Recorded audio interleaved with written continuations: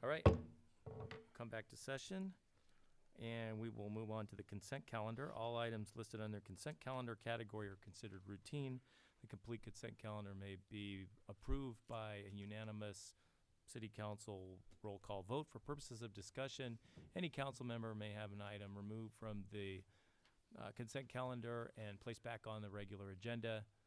The council will then vote on the remainder of the consent calendar items.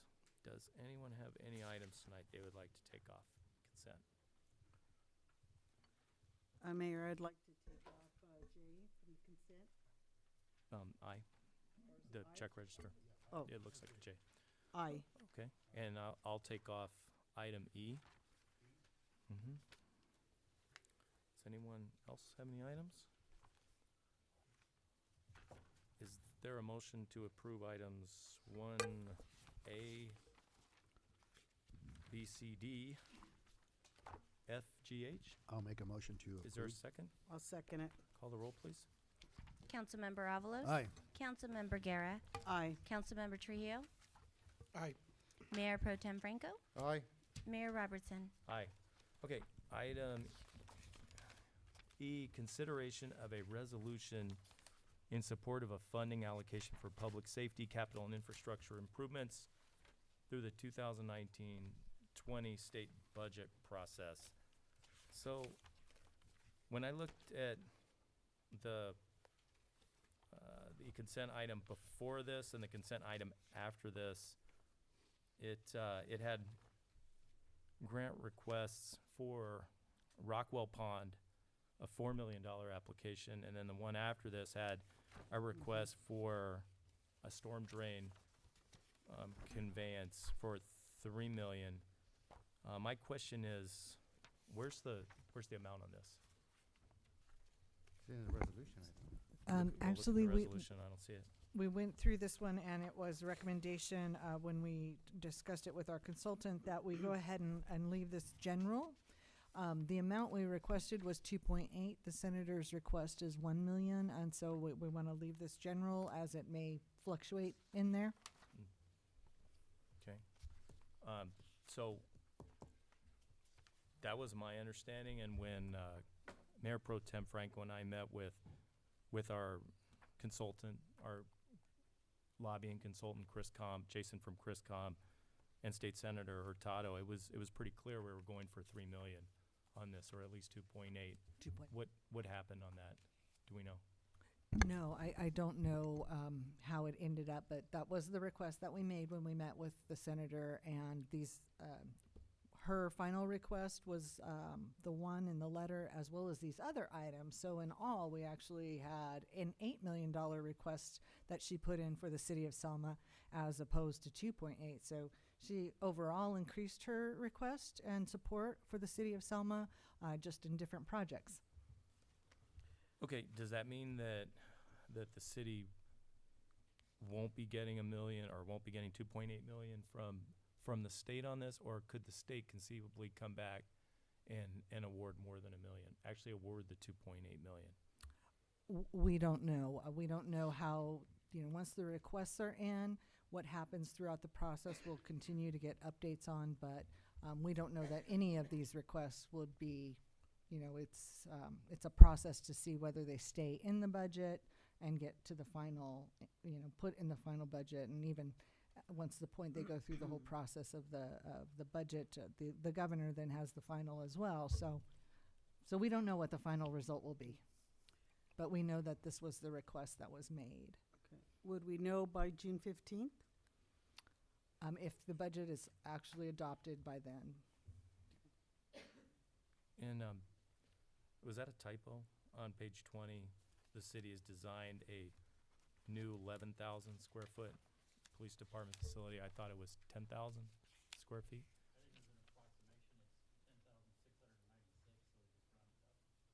Okay. So it's 10,696 square feet. That's what it's going to be? Okay. Is this something we can change? Does Does it limit the city to 1 million if the city actually puts in, because I did receive what you sent out saying that she applied for $1 million for the city. That's what caught my attention. I guess I'm not certain of why we're not putting a limit in like we put in for the other requests that she made for Rockwell Pond and for the storm drain conveyance. It was the advice of our consultants that we leave that one general until they might have subsequent discussion to see if there's something between what we requested and what was put in by the senator, if there may be some changes that go forward, that it would go up from the million. But we don't know that. So the consultant is saying that they can go back and hopefully get more funding on this from the state senator's office. Is that why we're leaving it?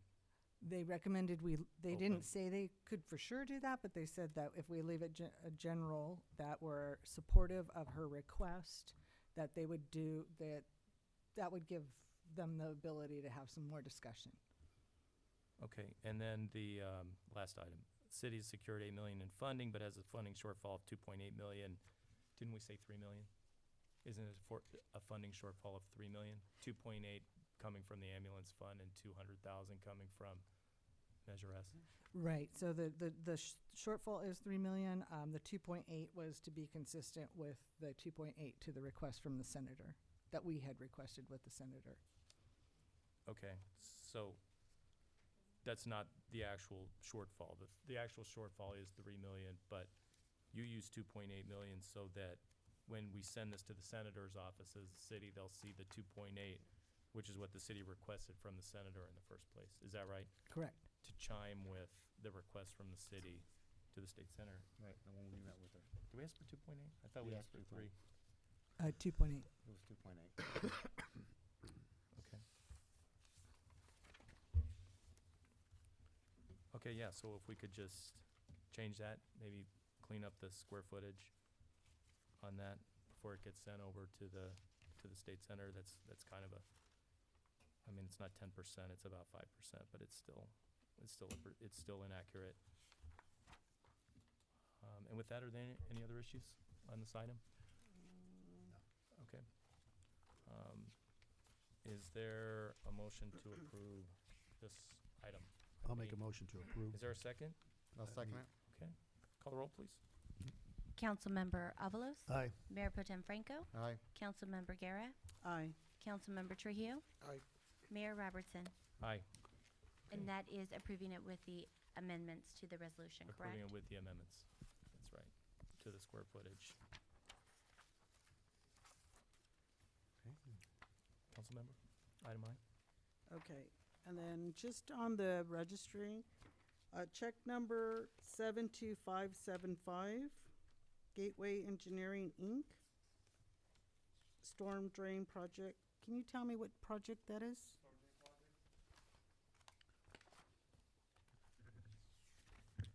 That is the mapping that we're doing of the current storm drain system that we currently have, so that we can get the system up to where it needs to be. Okay, the mapping.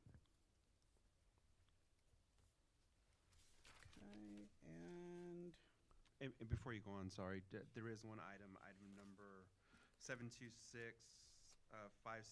I missed the notation. It is a reimbursed item. That is the Roosevelt School project. There is a portion that's going to be reimbursed, but this invoice is, there's a portion that's grant funded, but this invoice is actually just being reimbursed by the Unified.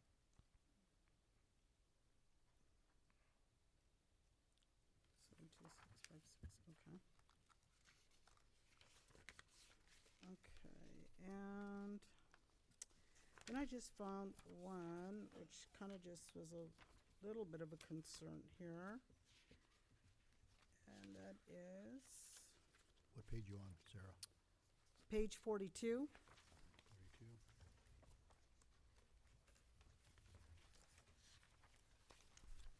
And then it says here on Terry Reed, it looked like there's 3 fraudulent charges. Did someone use his card? His card wasn't taken. We're not sure how the fraud occurred. It was an online transaction. We were notified by the the card service, and we Mhm. just shut it down after that. And you have reimbursement, so they'll reimburse you. They'll be reimbursed. That's correct. Okay, I think those were the only ones I have. You have, how about 72546, page 30, air exchange? What's ply movement system repair? I'm sorry, one more time with the check number? 72546. 46. That is a fire station repair. Do you want to? Yeah, that is for our, the Plymouth vents, the exhaust hose, the hose that attaches to the exhaust when the engine's back in. That's for those repairs that were made. Great, okay, for the A Street station, so that the turnouts don't get as dirty or the air isn't as polluted there? It's to draw out diesel exhaust from the apparatus, from the fire engines. It draws the diesel exhaust out and out into the atmosphere so it doesn't, the diesel fumes don't pollute the inside of the engine Station. room. It's healthier for people to live and sleep there then because they're in Correct, pretty close yes. proximity to Right. those fumes. So Yes. instead of them being around them, it gets It piped gets out. drawn out, yes. Gotcha, okay. And then item 72564, is that the planner, the current planner, Collins and Shetler? Are they the current? That's correct. Okay, part-time planner. And then the next page 31, 72608, American Ambulance. Isn't it usually 115? It looks like it's 120,000. Did they go up 5,000 a month? They did go up. Mm-hmm. Okay, is They that for actually 1 have year? 3 tiers. They're now moving into the second tier of their contract rate. Of the 3 tiers. Mm-hmm. So what will the next tier be? I want to say 1.5 for a full year. 1.5 million for a full year. Okay. And then down a little bit, 72613.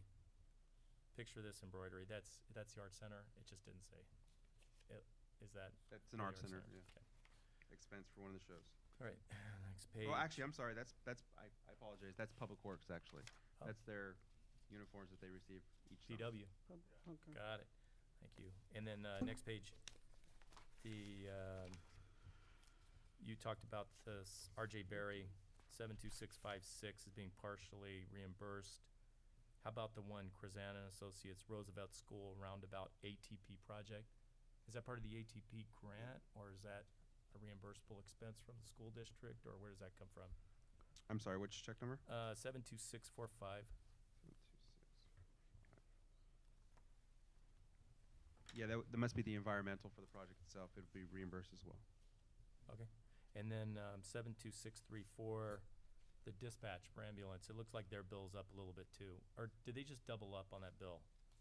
It says March 2019. It's 13,426.29. Usually it's like half that. Did they just bill 2 months this It might month? be 2 months. It could be, it's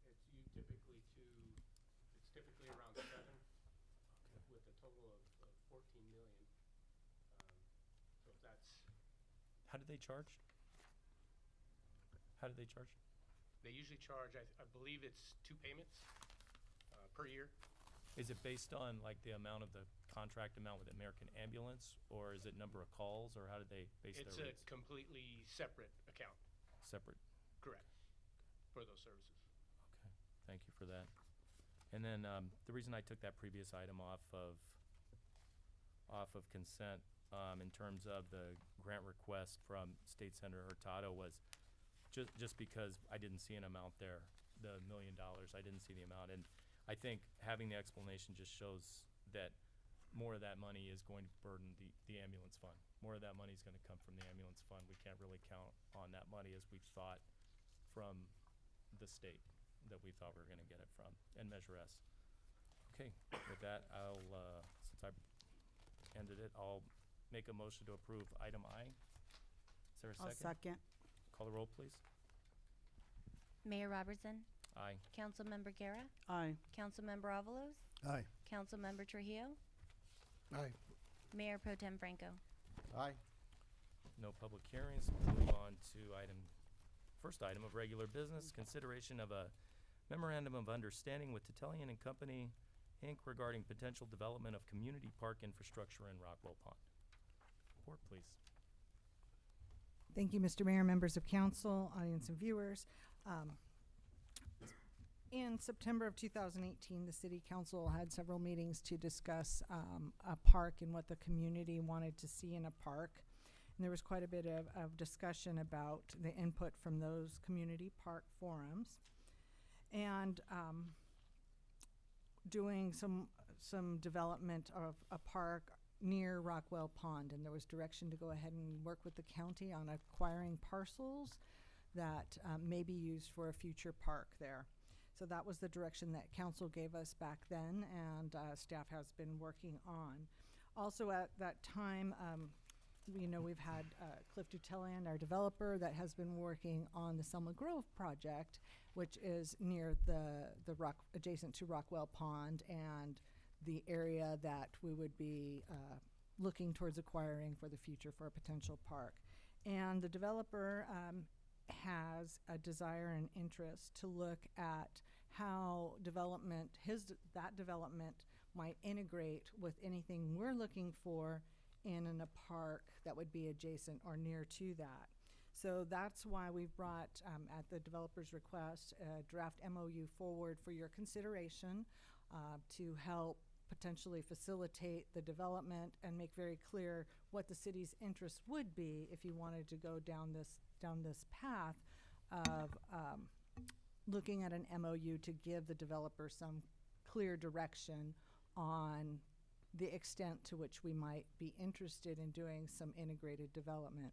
Some of the things that staff wanted to make very clear and has talked about with you in previous discussions is the fact that Rockwell Pond is a stormwater recharge facility. So this is part of our stormwater recharge basin. It's inundated with water part of the year. It's part of our partnership with the with CID, the irrigation district, and so that is just something that I think was discussed previously with council about concerns about putting permanent infrastructure in an area that gets inundated. So that's something just to be cognizant of, and staff has looked at the possibility of maybe walking trails or things like that being more appropriate around the perimeter of the pond, and that potentially could integrate with the adjacent commercial retail development. But things like soccer fields and baseball fields and restrooms, would not be recommended in an area that's inundated with water part of the year, for a number of reasons, which staff can go into in more detail. So with that in mind, we drafted an MOU that delineates those things, if that is council's desire. Mr. Dutellian would be interested and has proposed that he would come up with, as part of this MOU, a concept. Is there? City Manager, Yeah. pardon my interruption. No, no problem. I would like, I think I personally need more time to evaluate this. So I'd like to make a motion to table this, to give me more time to evaluate this request, I guess is this, or MOU. Okay. I just really don't understand why MOU is needed for this, or if we've ever done this in the past. I just need to answer, more time to look at those concerns. Mr. Mayor, you have a motion to table the item. It's a priority motion, so at this point, all debate would cease, and it would be appropriate for you to ask if there's a second on that motion at this time, and then you could discuss the motion and then go to a vote. But in discussing the motion, you wouldn't discuss the merits of the item itself. Okay. Thank you. Is there a second? I Well- think if we get a second, we can discuss it. Is that correct? You can discuss the merits of the motion itself, but not the merits of the project, because it's a priority motion, so you Well, We're not ending it. he made a motion, so we gotta do something. Yeah, I'll go ahead and second the motion. But the only reason why is I have a question. I have a lot of questions. Okay, so now we can discuss the motion itself. We can't discuss So, the actual MOU, we can discuss the Correct. merits of. Just want more time to evaluate, that's all. Okay, we had the developer here tonight. We've had I mean, this has been on the table for years. Yeah, I mean, I MOU? don't know why we should, well- delay this any further. We can I mean, talk about it. You I know, just don't know there's, if it's, pardon me, yeah, pardon me. I don't know if it's just complete because we haven't even gotten to the Right. full discussion of this. If we discussed it and heard from the developer, maybe then we could say, this is really not, complete. Maybe we need to table Well- this and not move forward with it, but why wouldn't we at least discuss it? I want more time to see if, and nothing wrong with the Only hearing developer's from the intentions developer. or his vision. I just don't understand if a MOU is necessary, and that's what I want to evaluate. Do we need even to do this with the MOU? I think we can accomplish it without setting an MOU. That's more my concern, not his intentions. What about the MOU? What are you concerned about the MOU? Well, can we talk about that? City Well, Attorney? theoretically, at this point, what's before you is a motion to table the item. It would be appropriate at this point, if there is no further discussion with regard to the motion, to consider the motion. Or if you would like, you could arguably withdraw the motion, withdraw the second, and then you could discuss the merits of the item itself. And then you can bring it back if you want to table it. Or you can just shoot down the motion we have and then just vote. Yeah, yeah. Yeah, I Yeah, mean, we yeah. could I mean, just, if we it- could just if- vote on If it. it doesn't pass, then Okay. we Just vote on continue. it. All right, let's do it. There's Okay. a call on the Call the roll, question. please. Call roll. Yeah. Mayor Pro Tem Franco, Aye. Councilmember Trujillo, aye. Councilmember Avalos, No. Councilmember Guerra, No. Mayor Robertson. No. Okay, Okay. so we'll move forward. Now to move forward on it. Okay. You can continue your report, please. Thank you. Thank you, Mr. Mayor, members of council. To add, staff had the discussion and the concerns about putting permanent structures in the ponding basin. So if council desires to move forward with an MOU with the developer, the recommendation was to be looking at things like walking trails around the perimeter, so there would not be any permanent structures. And I'll just add that this is a concept. The developer would like to do a conceptual drawing at this point. That's all that's being asked, as to how it might integrate with the commercial retail development and certain amenities of the park. And the developer has been wanting and requesting for some time your feedback on amenities for the park. And like I've shared with you, what staff's recommendation would be that it'd be like trails around the perimeter. The reason for the MOU is we wanted to make recommend that it be very clear what the expectations are, as opposed to not just having kind of not outlining that understanding. I think whenever you outline and put in writing what the expectations are, what the timelines are, and how, if for some reason this council doesn't want to proceed with it, there's language in there that allows for the city to say, thank you for this concept, but we're not moving forward. Or there's language in there also to give the developer some time and opportunity to get your feedback and understanding. So that's why the MOU was drafted and proposed. Certainly be happy to answer any questions. We have our engineer here this evening to share with you any concerns about the ponding basin. Our city attorney office obviously helped us with the MOU. Parks is here, and Recreation, to talk about the past amenities the community desires to see, if you want to get into that level of detail this evening, as well as The the issue is not developer. the park. The issue is the MOU. It's There- not the park. Okay, It's staff providing the MOU. The issue is the MOU. It's not the park. I'm 100% the park. Yeah. I'm looking at the MOU is in there itself. any other questions we have about the MOU? Language in the MOU. We as a city have gone through many, many, many reviews and gone through a lot. I got voted in on December 11th, and I've participated in a lot of closed sessions where we've paid out and we've done some enormous mistakes, AKA city manager, AKA PLA, AKA. We've gone through a lot. I'm not saying I'm against the park. I'm just saying, as a city council, I appreciate the man. I'm just asking, in regards to me as a city council member, I would love to get a little more information. Sure. That's all I'm Great. asking. And that motion was defeated? Yeah, So well, we're I gonna appreciate- continue to consider this, and will are you done with your report, city manager? Because We're it here seems for any like questions you may have. To bring this back to what I'm looking at, the MOU incorporates the subject of the park and what can be done with the future. You know, I've been part of the council, and I was at these meetings in 2015 and 2016, and there is a strong desire of the city. So was I, Scott. And so was council member Avalos, you know, and we were there and we heard what the people wanted, and they want this park to happen. And to me, this is the next step Like- of what needs to happen to move forward on this, because this hasn't happened so far.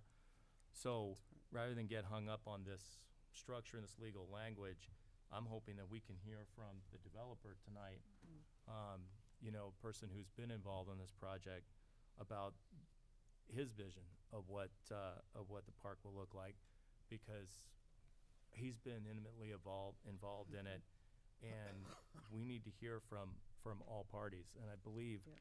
the part of the MOU that stuck out to me was the city shall endeavor to solicit input from the developer regarding the park's design and amenities, which seems to me It's fair. the product, right? It's fair. It's of fair. not having that input. So I think it's important to keep that collaborative approach. And to Exactly. me, that's what the MOU signifies. yeah. And that's why we're looking at that tonight.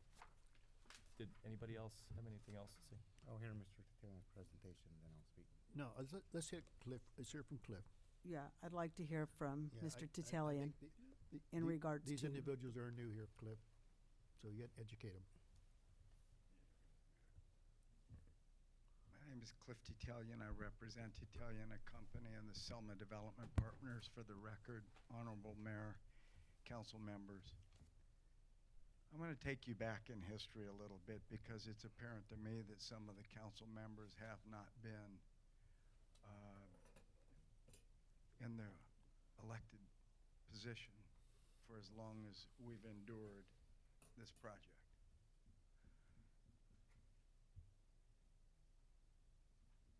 We started our efforts in 2006, and we quickly got to a point where we appointed consultants to conduct the necessary steps and draft the content for an EIR, which was ultimately certified. And then we faced a significant downturn in the market. We've reduced the scope of the project since then. And I have, and I'd like to remind those of you who were present and those of you that are new, that about a year ago, you had a city manager that undertook some actions, and one of which included a plan that research revealed that transpired hiring and involved hiring a consultant and a plan without the direction and consult of the city council.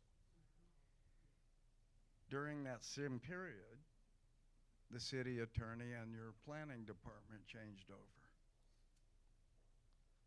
And you can question the MOU, and I'll get to that in a minute. But remember something, folks. In as much as you have an interest in the city, in order for the private sector to be successful, we must share that common interest. And if you don't trust that, I urge you to terminate the project, because the challenges I'm about to talk about, we share. And if you don't share them along with us, I can tell you the delays that we have experienced, if they transpire during the construction process, the risk is too big. We can't play with that many millions of dollars and let likes, dislikes, politics, and questions get involved. Now let me go to the content of the MOU. Mr. Trujillo, respectfully, you say you're focused on the MOU. Mr. Franco, you indicated you need more time to think about it. Allow me to give you some things to think about. First of all, with respect directly speaking to the MOU, if you look at it, it is exactly as it's been labeled. It's a memo of understanding. I call it, and council can comment, vague and ambiguous on top of the fact that it's non-binding. But nobody recognizes the truth and the facts behind my offer. You are not bound, but if you choose not to act in good faith with the idea in mind of cooperation and collaboration, then just tell me so. If there's something you don't like, we can go in a different direction. I'm not going to fight this politically or otherwise. Please be clear. And forgive me for my approach right now, because I'm tainted by the fact of what I observed, what I witnessed, and what I experienced. And those of you that want to be honest about it will agree with me. A year ago, with all the havoc that transpired right inside this building, I can't afford and will not take the risk financially to the tune of $100 million, because we're going to tap dance around politics and personality. That's right. First, in response to Mr. Trujillo, council should agree with me that this MOU is a good faith document. I am the one that requested it. I am the one that requested it because I am the one that was involved, and now I'm going on the record, that observed what was transpiring right here in this building. I wanted to document this effort because it's like planting a seed.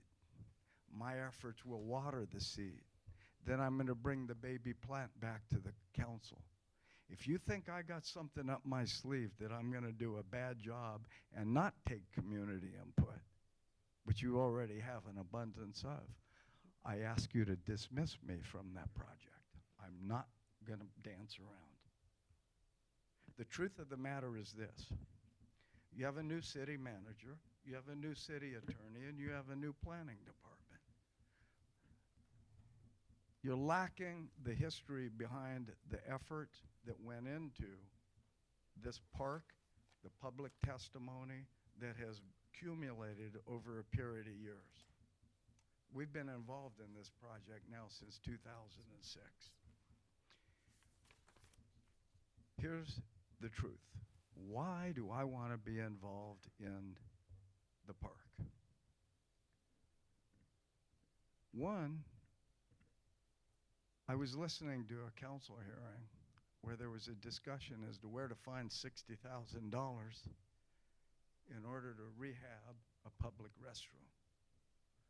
I'd also learned that in Reedley, their annualized cost of maintenance is $300,000 for an 8-acre park. I was hearing about the interest in acquiring property from the county to do a 22-acre park. Do the math. That would involve almost $1 million a year in maintenance, which apparently, by the evidence of reviewing finances, is not in the current budget. I'm here in the spirit of cooperation. I'm here in the spirit of cooperation and volunteering to pay for a plan in order to assist with the new people, and hence how busy you may be in trying to get grounded in light of what we all know to be the truth from a year ago. And I'm here in the spirit of the following. We're a community that has an average income and a population that is regarded amongst the retail community as secondary or, with all due respect, a tertiary community. And I shouldn't have to apologize because we have invested heavily in this community, and so far, we don't have much to show for it. I stepped up and I said, look, you have public testimony, you know what you need, you know what you want, let me lay out a plan. The value in that is this. When you consider the demographic makeup of the community and the way it's recognized in the retail industry, there are many, many other opportunities for these retailers to undertake that will be more profitable than Selma. We have a challenge on our hands. If you have a geographic area, in Buena Park, for example, in a 1 mile radius, there's 250,000 people. If we had 250,000 people in 3 miles, trust me, folks, do anything you want with the park because it becomes irrelevant when it comes to attracting new retail activities. The city spent money on a Cosmont study. If you're not familiar with it, I urge you to read it. There's a significant amount of leakage which described and which means that more goods or people are going outside the community to buy goods that are not being offered or sold in the community, which by virtue of the study shows the opportunity to attract retail. But that's not enough. Income, age, population, and everything that typically goes into a demographic study is very important. That's my job.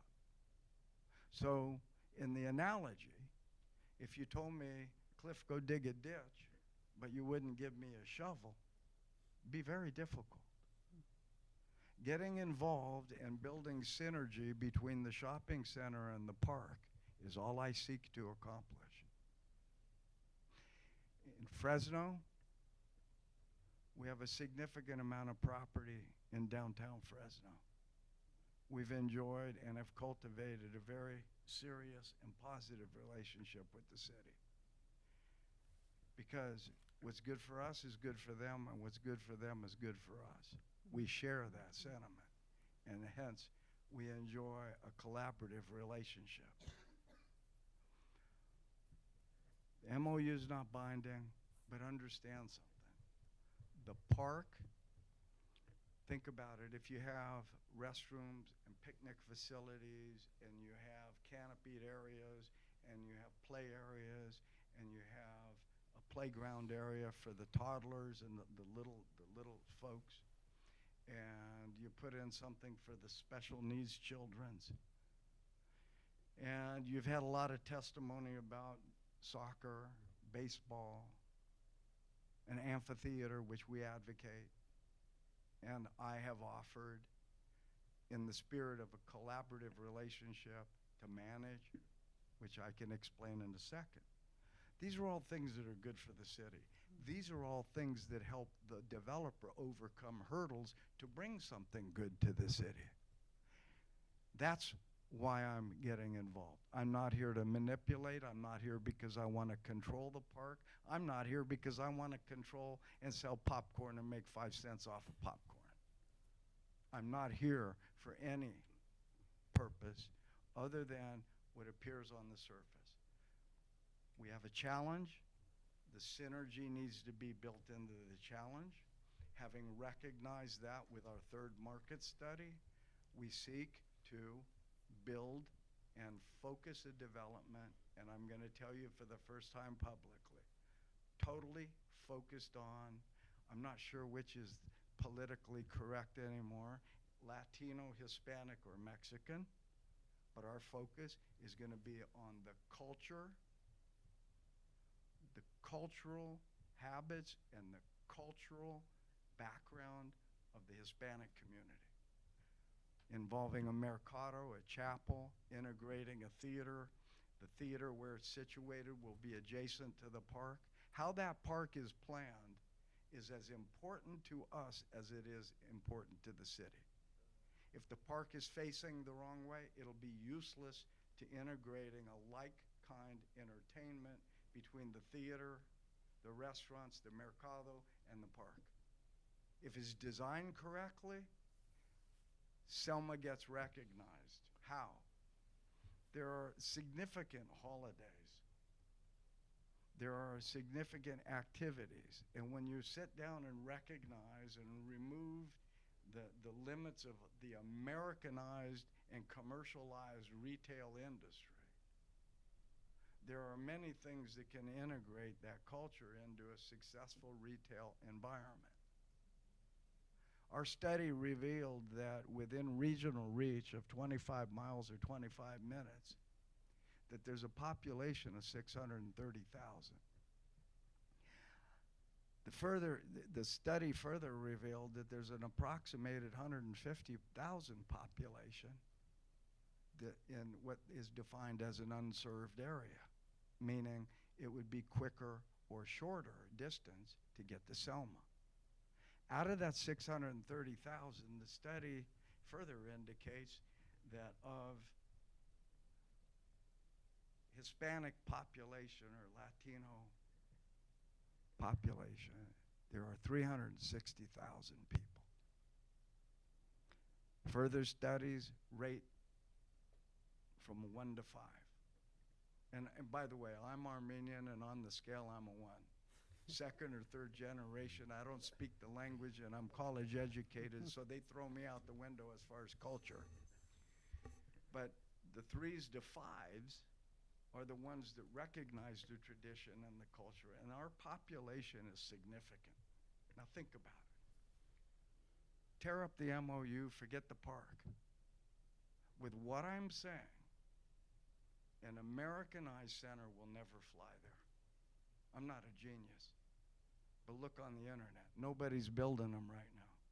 The economics aren't there. The willingness of the industry to pay rent, and particularly the segments, the categories that have an interest in coming to this demographic area.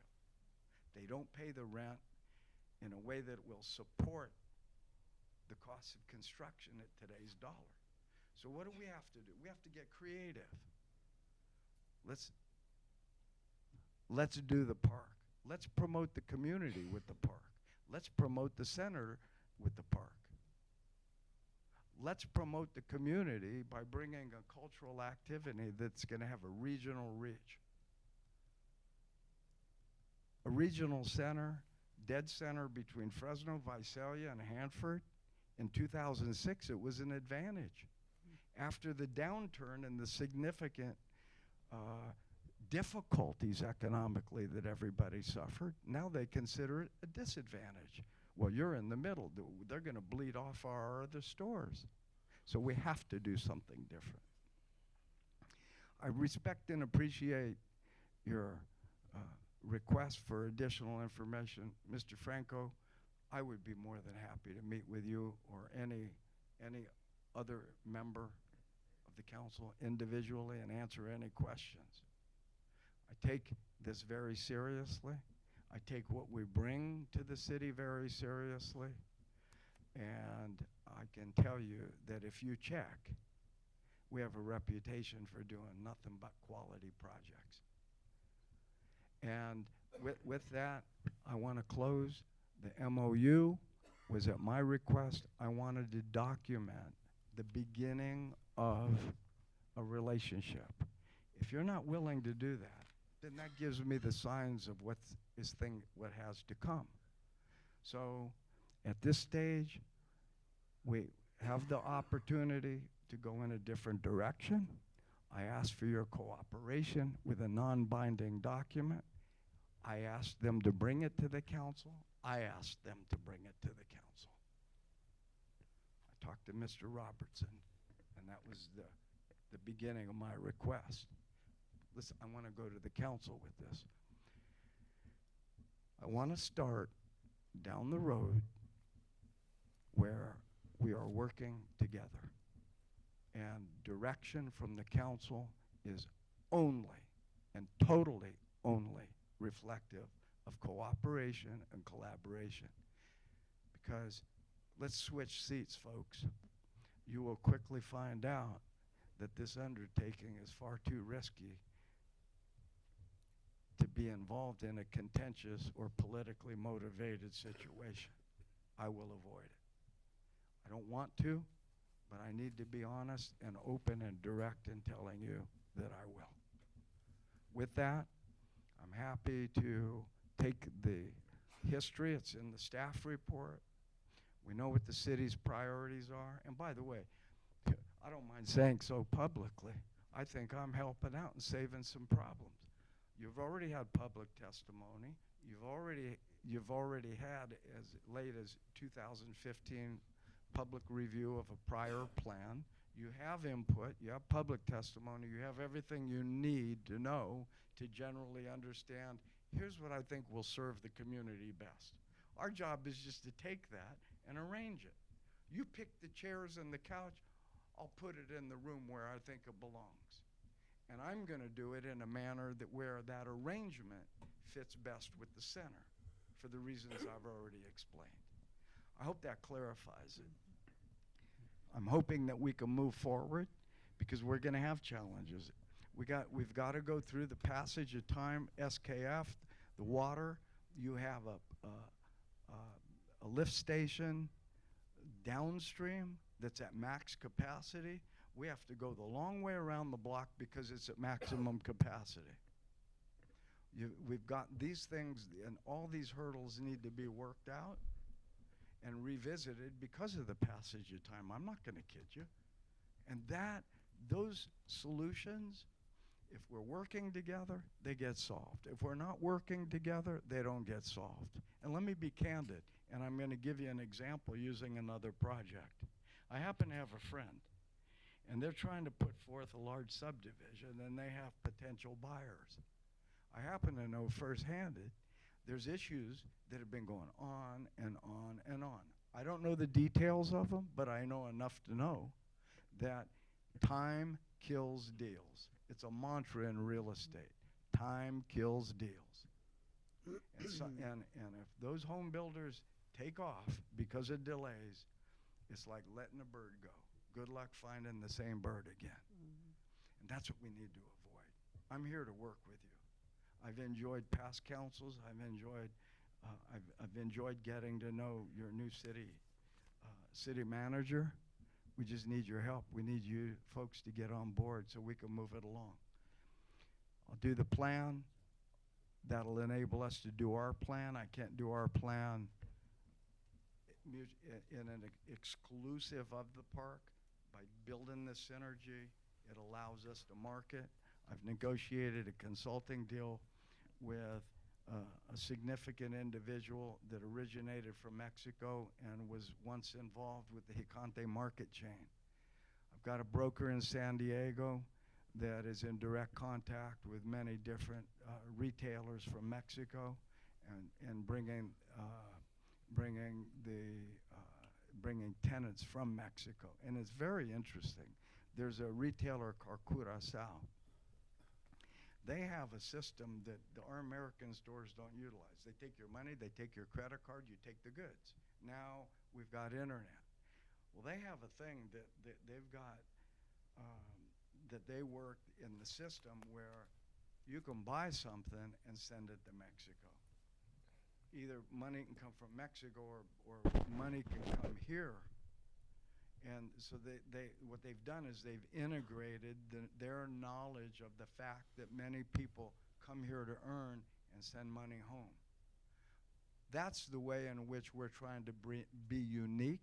That is the manner, and those are the services we seek to integrate into a development that will not only make Selma unique, but make the project unique just to get it done and to make sure it's successful when it is done. Thank you very much, Cliff. Any questions? Thank you, Cliff, for answering these questions. Cliff, I want to clarify something. Nobody is saying, my concerns with the MOU is not what you're trying to accomplish, is I don't know if the MOU is the right mechanism for it. Because what we're doing is we're setting precedent, to grant a developer to have some type of design or rights to design, right, on a project that is really not related. So what I was saying, is there in any way we can do this without MOU? Maybe it's a resolution of support or something?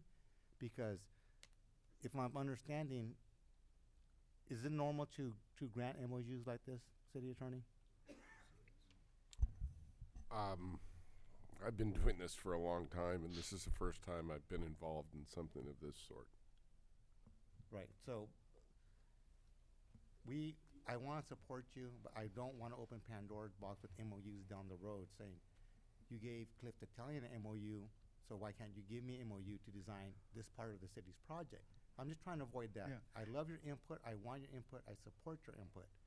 Is there, and that's why I wanted more time to have staff or myself talk to say, is there any way we could do it? And then the type of document that would suffice your needs. Yeah, And that's so- what I wanted more time for. So let me, and I don't- I appreciate your explanation. Right. Thank you. My blood pressure just went down a little bit. Okay. So let's talk about the MOU. You have legal counsel here today. I understand that you've had situations in the past, whether it's a PLA or, now, that's a specifically binding document, and that is a document that, yes, I would be the first to tell you and can explain to you a whole bunch of reasons why it was prematurely executed, not to mention that there's something particularly wrong with the fact that the city only got one response for construction. But the MOU, it's a memo of understanding. It is terminable at will by the city or by us. I have offered to pay for the design in circumvention of unknown delays. And candidly, I respect the fact that you guys don't have to explain to me any reason that you have the schedule that you have. So I stepped up. And the point of it is that you can verify with the city attorney. I read it and I thought, well, this is kind of arbitrary, and I know everybody's all defensive about the big bad developer trying to dictate what the park's going to look like. From my heart, I care how it's situated, that benefits the development and benefits the city. Check my record. I've never built junk, and we don't own junk. We don't own ghetto properties. We don't own anything that you wouldn't drive by and say, wow, it looks good. And by the way, I'm not telling you, I've been told that, so I'm just repeating people. So I want to keep it in that tone. But sometimes, and I appreciate the fact of setting a precedent, and I will tell you, and I will admit, a lot of people, well, you did it for him, do it for me, you did it that way, you did it this way, and now it's discrimination and every other excuse in the world. And it's not, I'm worried about the terminology more in yours. Who knows what, if we do go down that road, what Yeah. terminology is in theirs. But I want So to maybe a resolution of support will calm your nerves, and that's no, what I want to talk to you. it isn't about calm. It is about this. It's a non-binding agreement. It really is. And I would look to council to explain further what I'm saying. I'm not getting into detail because I'm not professing to practice law tonight. But I will tell you that we need something to memorialize the beginning of the relationship with this new city hall. We're going to be getting into a development agreement. That development agreement is going to involve many, many issues, one of which will include security, management between the park and the center. Without that, then you can't help but separate the two just like with a block wall. But to integrate it, we're going to have these relationships. And I'm not here to set a precedent, but my answer to that concern regarding the precedent is, well, you bring a 60-acre, $100 million deal to the city, and we'll talk to you about an MOU too. These projects of this that are multifaceted, that involve many different issues of all sorts, legal, financial, and every other which way. We're going to get to a point where we need documentation. And I want to answer you. You know something? Sometimes you just say no. Sometimes I experience this every day. The precedent, seek counsel. And sometimes you say yes. Sometimes you go along to get along. But I'm going to give you an example in the reverse. I'm going to say it, but I won't say it in a manner that's forceful. I happen to know of a project where the city voted on and accepted a development agreement 13 years in advance. Okay, I already know that by virtue of our applications, we're locked into a fee schedule. But I'm not going to come to you and say, and think about this, well, you did it for him, do it for me. That should be somebody making that request on that basis should send you an immediate signal that they're not sure what they're doing, so it's kind of like the Me Too thing. How many times has anybody experienced, why'd you do that? Well, that's the way it was done. Well, that's the way so-and-so did it. No. What we need to do is go through all the steps and make sure we get it correct as it's applicable to this situation. I don't seek to copy anybody, and hence, I'm suggesting to you, if somebody plays that Me Too game on you, think twice.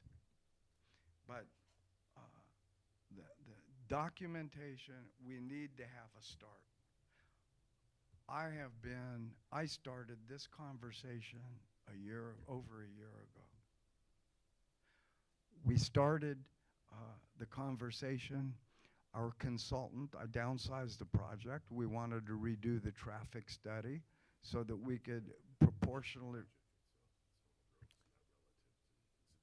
Okay, we're not going to talk about the project tonight, Cliff. Selma Grove. We're Oh, just going that's to fine. restrict the discussion to the park.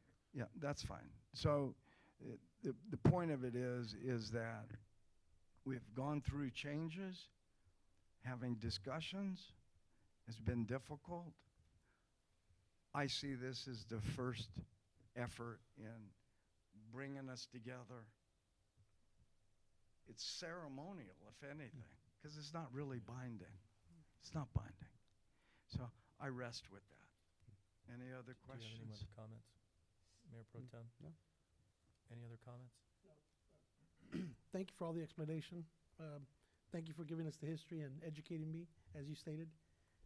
I too did a business plan in 2014-15 that sits at Fresno State right now at the business. So I understand the demographics that you've been speaking about. I also know that you've worked at the city of Fresno, and I done some research, and I know that your projects are Class A operations. I'm not here to shoot your project down. I'm here to do my due diligence as a city council member that represents the city. Just the same way you're representing your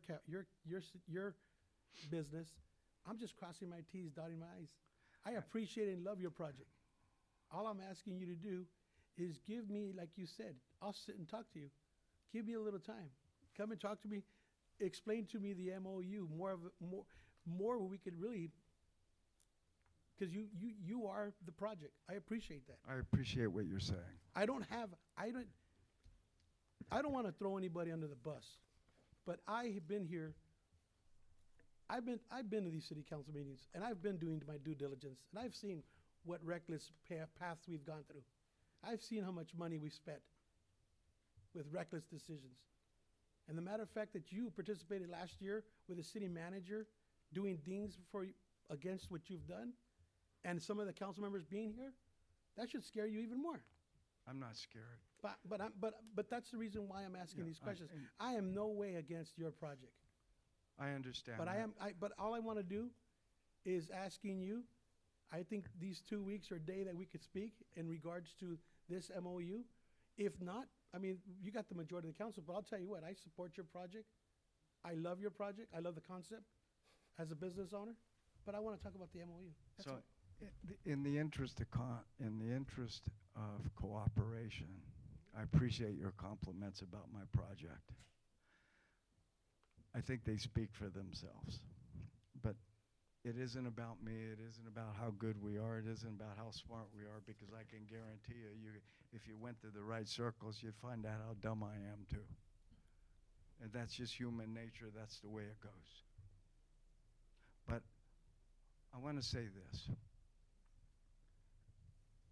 Here's how it happened. I made the request.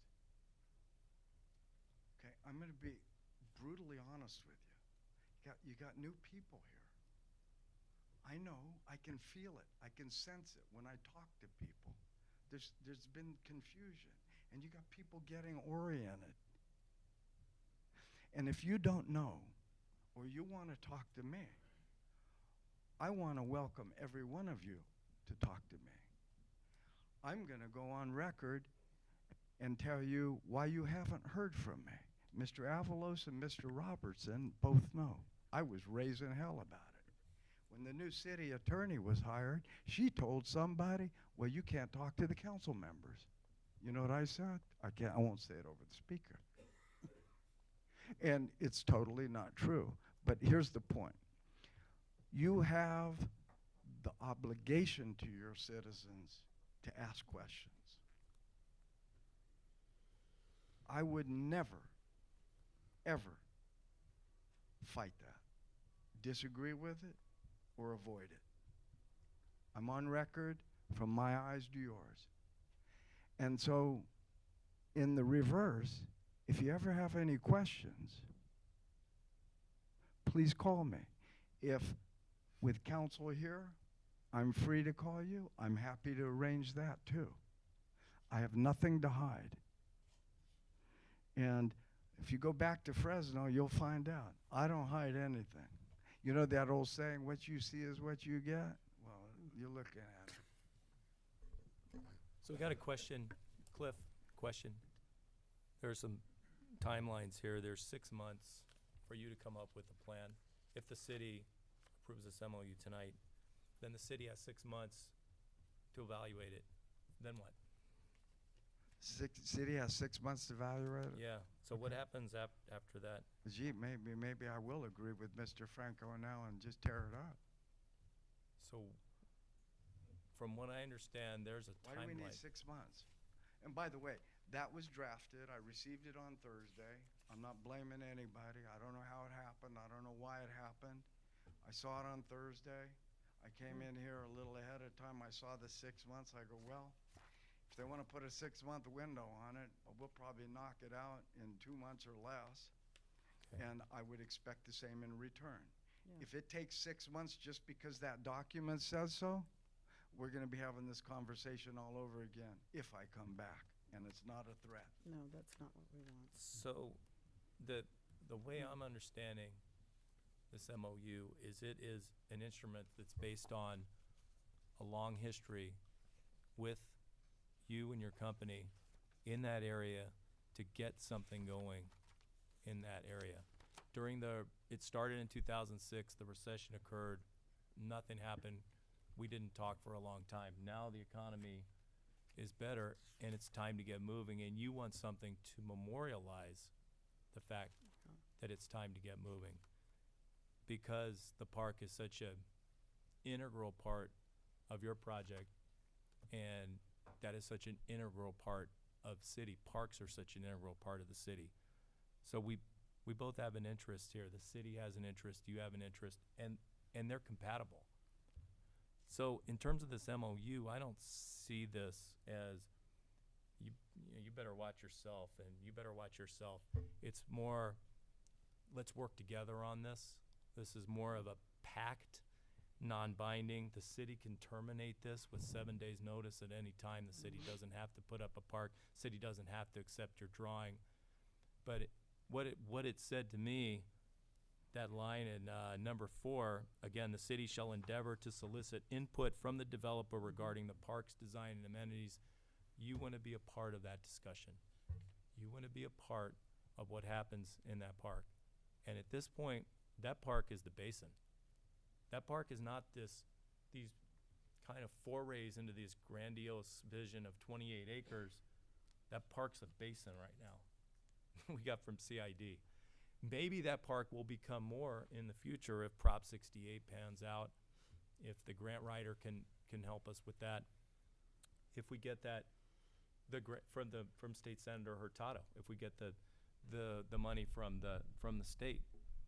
So that's the way I'm understanding it, that you're looking for a starting line here, and this is a way to memorialize that starting line in a non-binding way. And this is the financial, to have someone compare this to the financial boondoggle of a PLA, and that same person voted to put us $3 million over budget on a project.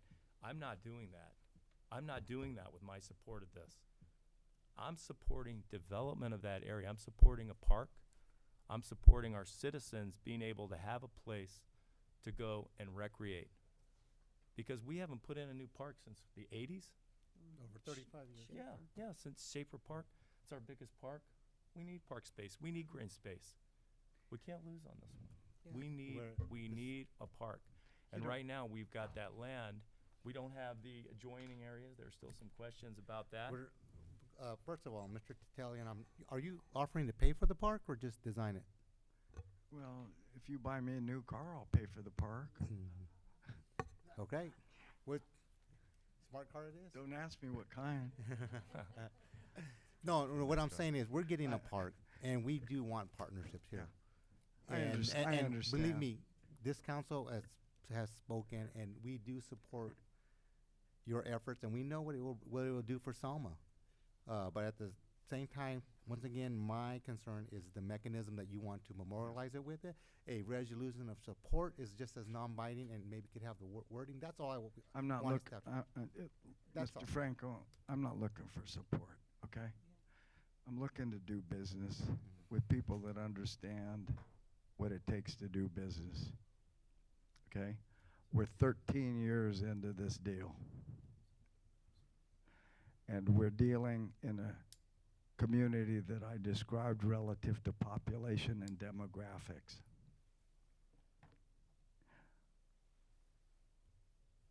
Just like the retailers, I can spend my time and effort doing something else and make a hell of a lot more. I want the park as much as you want the park. I want the park to be the best park it can be as much as you want it to be the best park it can be. For me, this isn't about the MOU. This is about, please hear me clear, folks, cooperation and collaboration, okay? I'm not going to sit here and publicly testify as to my observations of acrimony and politics that I was not only directly involved with, but what I observed.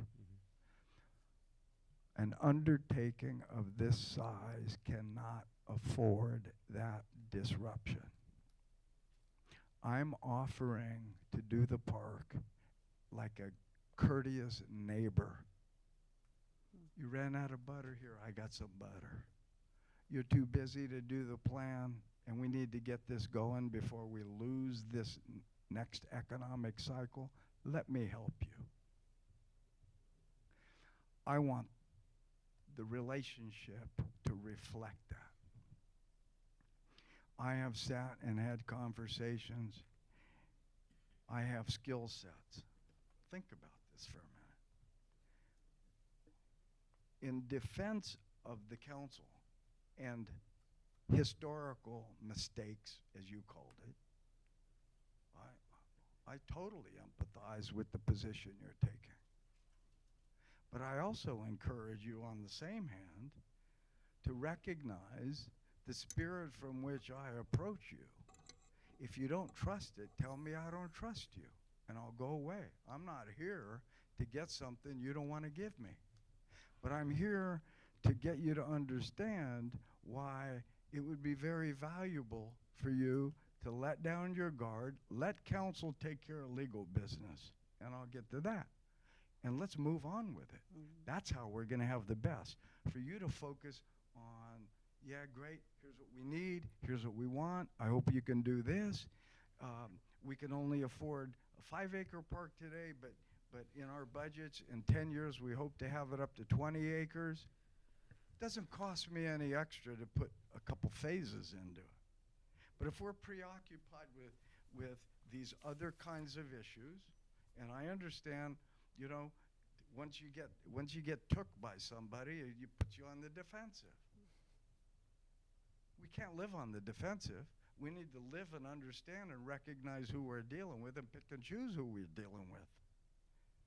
And I'm telling you, I won't be insulted if any one of you say, look, I don't trust you, get down the road. Because if we don't or we can't, it won't work. It's impossible. With the engineering, with the financing, with the marketing, with the website. And by the way, I mentioned a center focused on the culture. Mr. Mayor, again, excuse me, sir. Oh, I Mr. can't Mayor, talk about that. We're here to Forgive talk me. about an MOU with regard to the Rockwell Pond, not about the Selma Grove project. The MOU has nothing to do with regard to Selma Grove. It does not constitute any approvals of concepts or land use entitlements with regard to Selma Grove. Yeah, Thank you, that's Mr. Mayor, fine. Yeah, members of the and council. number 4, notwithstanding the city's approval of the conceptual drawing, the city is not required to develop park infrastructure. The city, in its sole and absolute discretion, may determine whether to use the conceptual drawings for development or not. In the event the city decides at its sole and absolute discretion to develop a park at Rockwell Pond, the city shall endeavor to solicit input from the developer. There you go. There That you go. shows that this is an agreement in spirit. This is a starting line. It's time to get going and renew that economic promise that we have here in Selma. And this is one of those projects that's very, the park is something that we want to move forward Okay, with. Scott, And where we can get assistance, I in- think it's in behalf of that, important to I'm get. gonna make a motion to approve this MOU. Okay, is there a second? I'll second it. Okay, with that, did we get any feedback from the gallery tonight? Did anybody here want to stand up and have anything to say and be heard? Okay, we'll refer it back to the council. Would you call roll, please? Councilmember Avalos? Aye. Councilmember Guerra? Aye. Councilmember Trujillo? No, because I don't have information. Mayor Pro Tem Franco? No, because I don't like the mechanism. Mayor Robertson? Yes. Okay, Congratulations. thank you for coming out. With that, we'll move on to item 3 on the regular business. Consideration of professional services agreements with QK Inc. and Rincon Consultants Inc. for on-call planning services. Report, please. Thank you, Mr. Mayor, members of council. As you know, we have been, we went out and did a process to bring on a firm for on-call planning services. We did a request for proposals. We had 5 proposals submitted for on-call planning services. We had a committee that assessed them and narrowed it down and are recommending that we move forward to bring on a firm that has more resources than our present firm as far as the resources we need in planning. So we're recommending that we have QK and Rincon Consultants both on board as on-call planning services. That QK, which was formerly Quadnoff, be here for the office hours and the day-to-day operations of our planning workflow. And Rincon would be on call for any other items that come up as needed, so we don't, just have a stable of folks that we can work with over the next 3 years to help with our projects as they move forward. So both have looked through the agreements and are aware of the nature of what we're looking for over the next 3. These are agreements for 3 years, and The scope is attached, but basically they would be coming in, QK would be coming in and helping us with our day-to-day. And Rincon would also be available for anything specific that came up that we needed to do quickly. You know, having them on call like this, when something comes up like the housing element came up, we had to do a very specific process to do that. And this would make it quicker for us to bring resources on board that we need in the future. So we're looking for your approval for $150,000 maximum. The contract with QK is up to $150,000 a year, and the contract with Rincon is not to exceed $75,000 a year.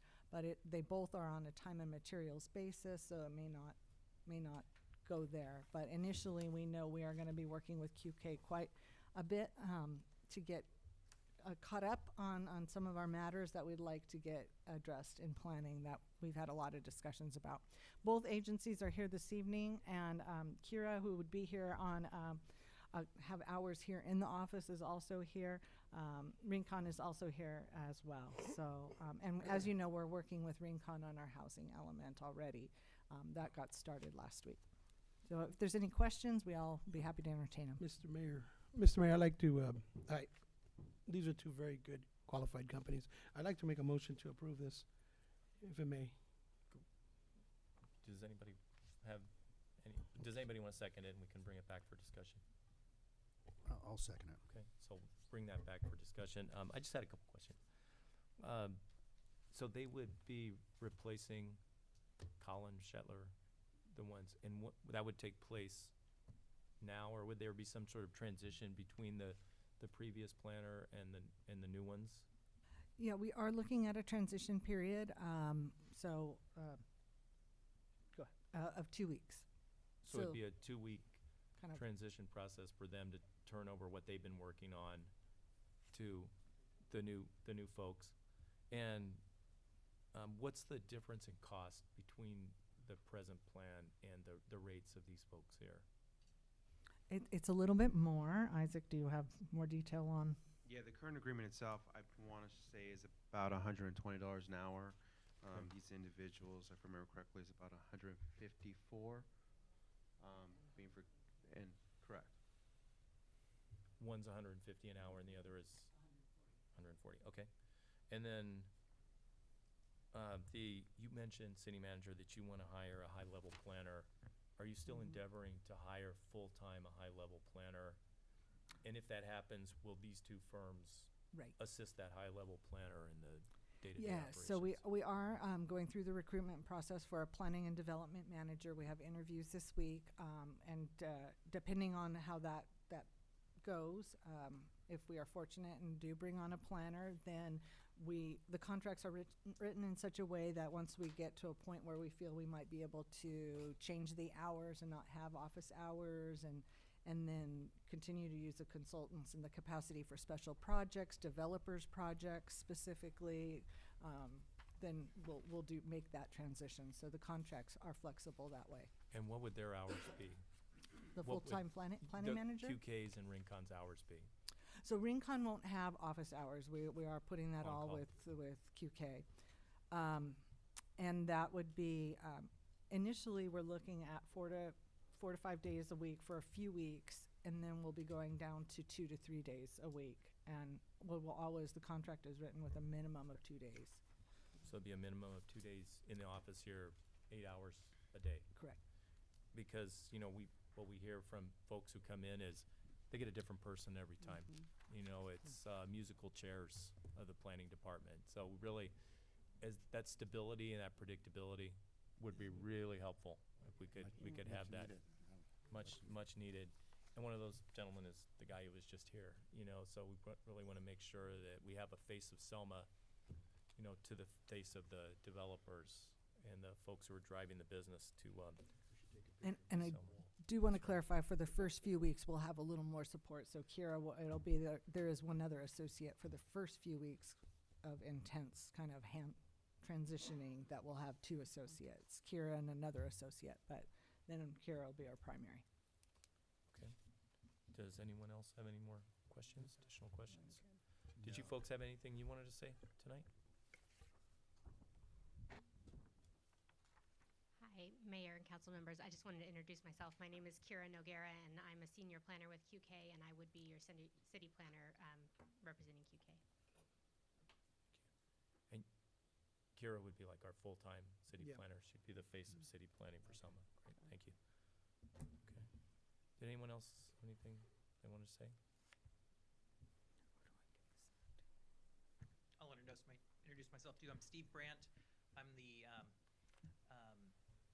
manager of the planning department, if you will, for QK. We have offices in a number of cities, and we have planners in each of those offices. So kind of have the overall view of that. We're doing this in a number of cities right now, and really enjoy working for cities of your size. We think we can provide you with good professional and technical planning expertise. So happy to be here. Because to us, we're not a secondary or a tertiary market. We're a primary market.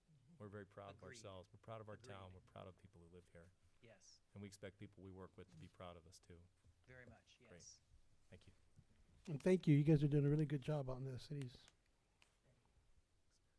With that, would you call the roll, please?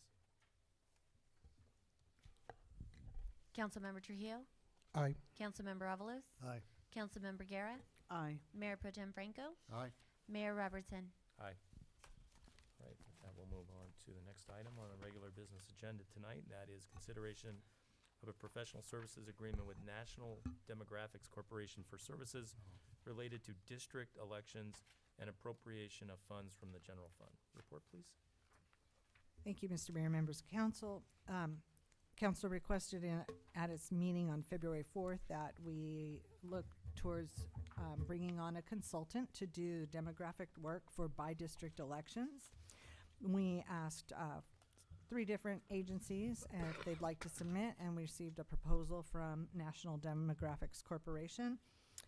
Their proposal is attached. They have done work with a number of cities and special districts to provide these services.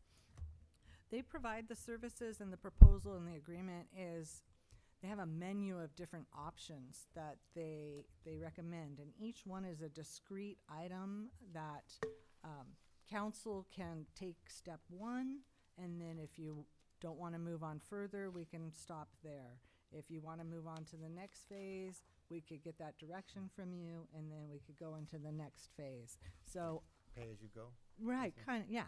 But the agreement is for the full scope with the understanding, it's very clear in the agreement that at each phase, you have the option to say that, thank you for, we have enough information and we're gonna skip a step, or we're gonna go ahead and stop here. So the very first phase really that we need your direction on would be, council requested a workshop initially. And you could have them come out and provide a workshop. It was recommended when I spoke with Doug, with National Demographics, that they would also provide you level 1 analysis, which is demographic and election history profiles. They say that 90% of the jurisdictions they work with receive enough information from this data that they'll present to you in your workshop to decide whether or not they want to move on to the next step. So, and that's $2,250, and then to have the consultant actually come and conduct the workshop and explain all that information to you is another $2,000. So the initial approval would be $4,250 to have that preliminary workshop with this data presented to you. And we can also do that closed session meeting as well on the same day, just to talk about the liability involved in the information they'll be sharing with you. So What's the timeline for them to come and do it? I do need to find dates and availability for the consultant, but I can get back to you on that at one of our upcoming meetings. Have they outlined the steps that the city has to take to district in terms of the number of, meetings and hearings? Sure. Yes, so there are several different levels. Level 1 is the initial, as I explained, the initial history profiles and demographics. Level 2 gets into analysis of racially polarized voting, and they would look at 2 elections. That's optional if council wants to take that further step of analysis. Then they go into level 3, which is drawing the election districts, and that really is where we get into the meat of this process, and that's considerably more expensive at $17,500. And then for each meeting that they attend, and you have the option to let us know if you want them to attend, it's $2,000 to be present. Otherwise, they can call in. But I did put into this proposal a maximum of 6 meetings. If you'd like more, we can decide that now, and I can adjust that contract. But I thought you might want one for the initial workshop, and then maybe during the actual drawing of districts.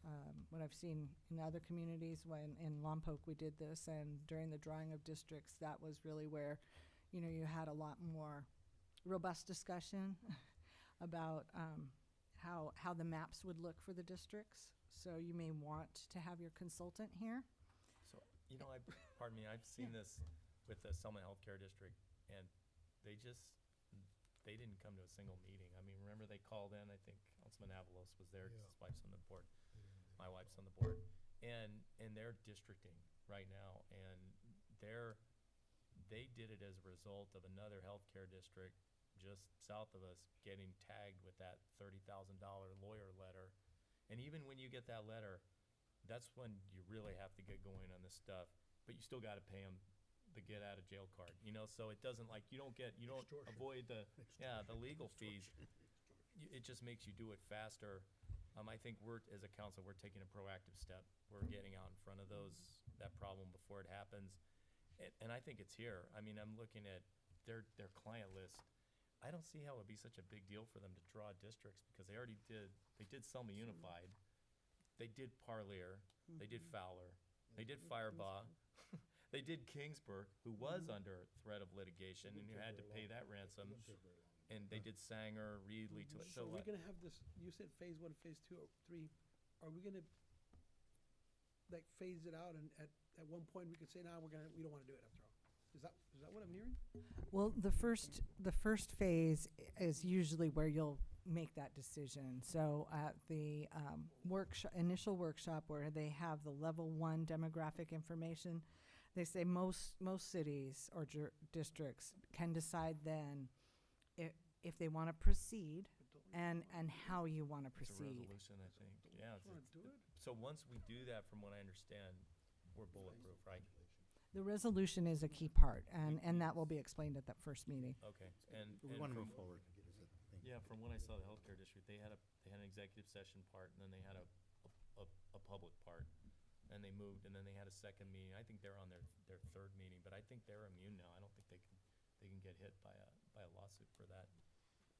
So does anybody have any questions? I mean, I think it's something we need to do. We've got to do, you know, just to stay in front of the liability. Mr. Mayor, you mentioned bulletproof as to a challenge. I mentioned bulletproof in the context of this discussion. I mean a letter from a law firm that is specializing in sending legal challenges to cities that are not districted. And the information that I have from people who are in this business is it costs somewhere in the neighborhood of $15,000 to $30,000 to extricate yourself from that process. Another thing I understand, if we wanted to get into it, I mean, we're going to talk about it at the next meeting, but there have been objections raised to this because, you know, the council's ethnic representation mirrors that of the city. And I brought this up with Doug Johnson at the healthcare district when he did a call in there. They had public comment, and I asked him, does that provide a safe harbor for Selma if our ethnicity on the council mirrors that of the city? And he said, absolutely not. Under the California Voting Rights Act, there is no safe harbor. They give you that letter, it's gonna cost bucks to get out of it. So, I mean, it's just something we have to do. I thought they said 48. Yeah, some of them, that's like the minimum, like 15's the starting point, then 30. That's if you get moving on it right away and declare the resolution and get out of it. So what are you looking for, just a recommendation to proceed, or do you need to vote, is this an action item? Approval. Authorization to execute the professional services agreement with NDA. Is there a Or motion? NDC, rather. I make a motion. Is there a second? I'll second it. Call the roll, please.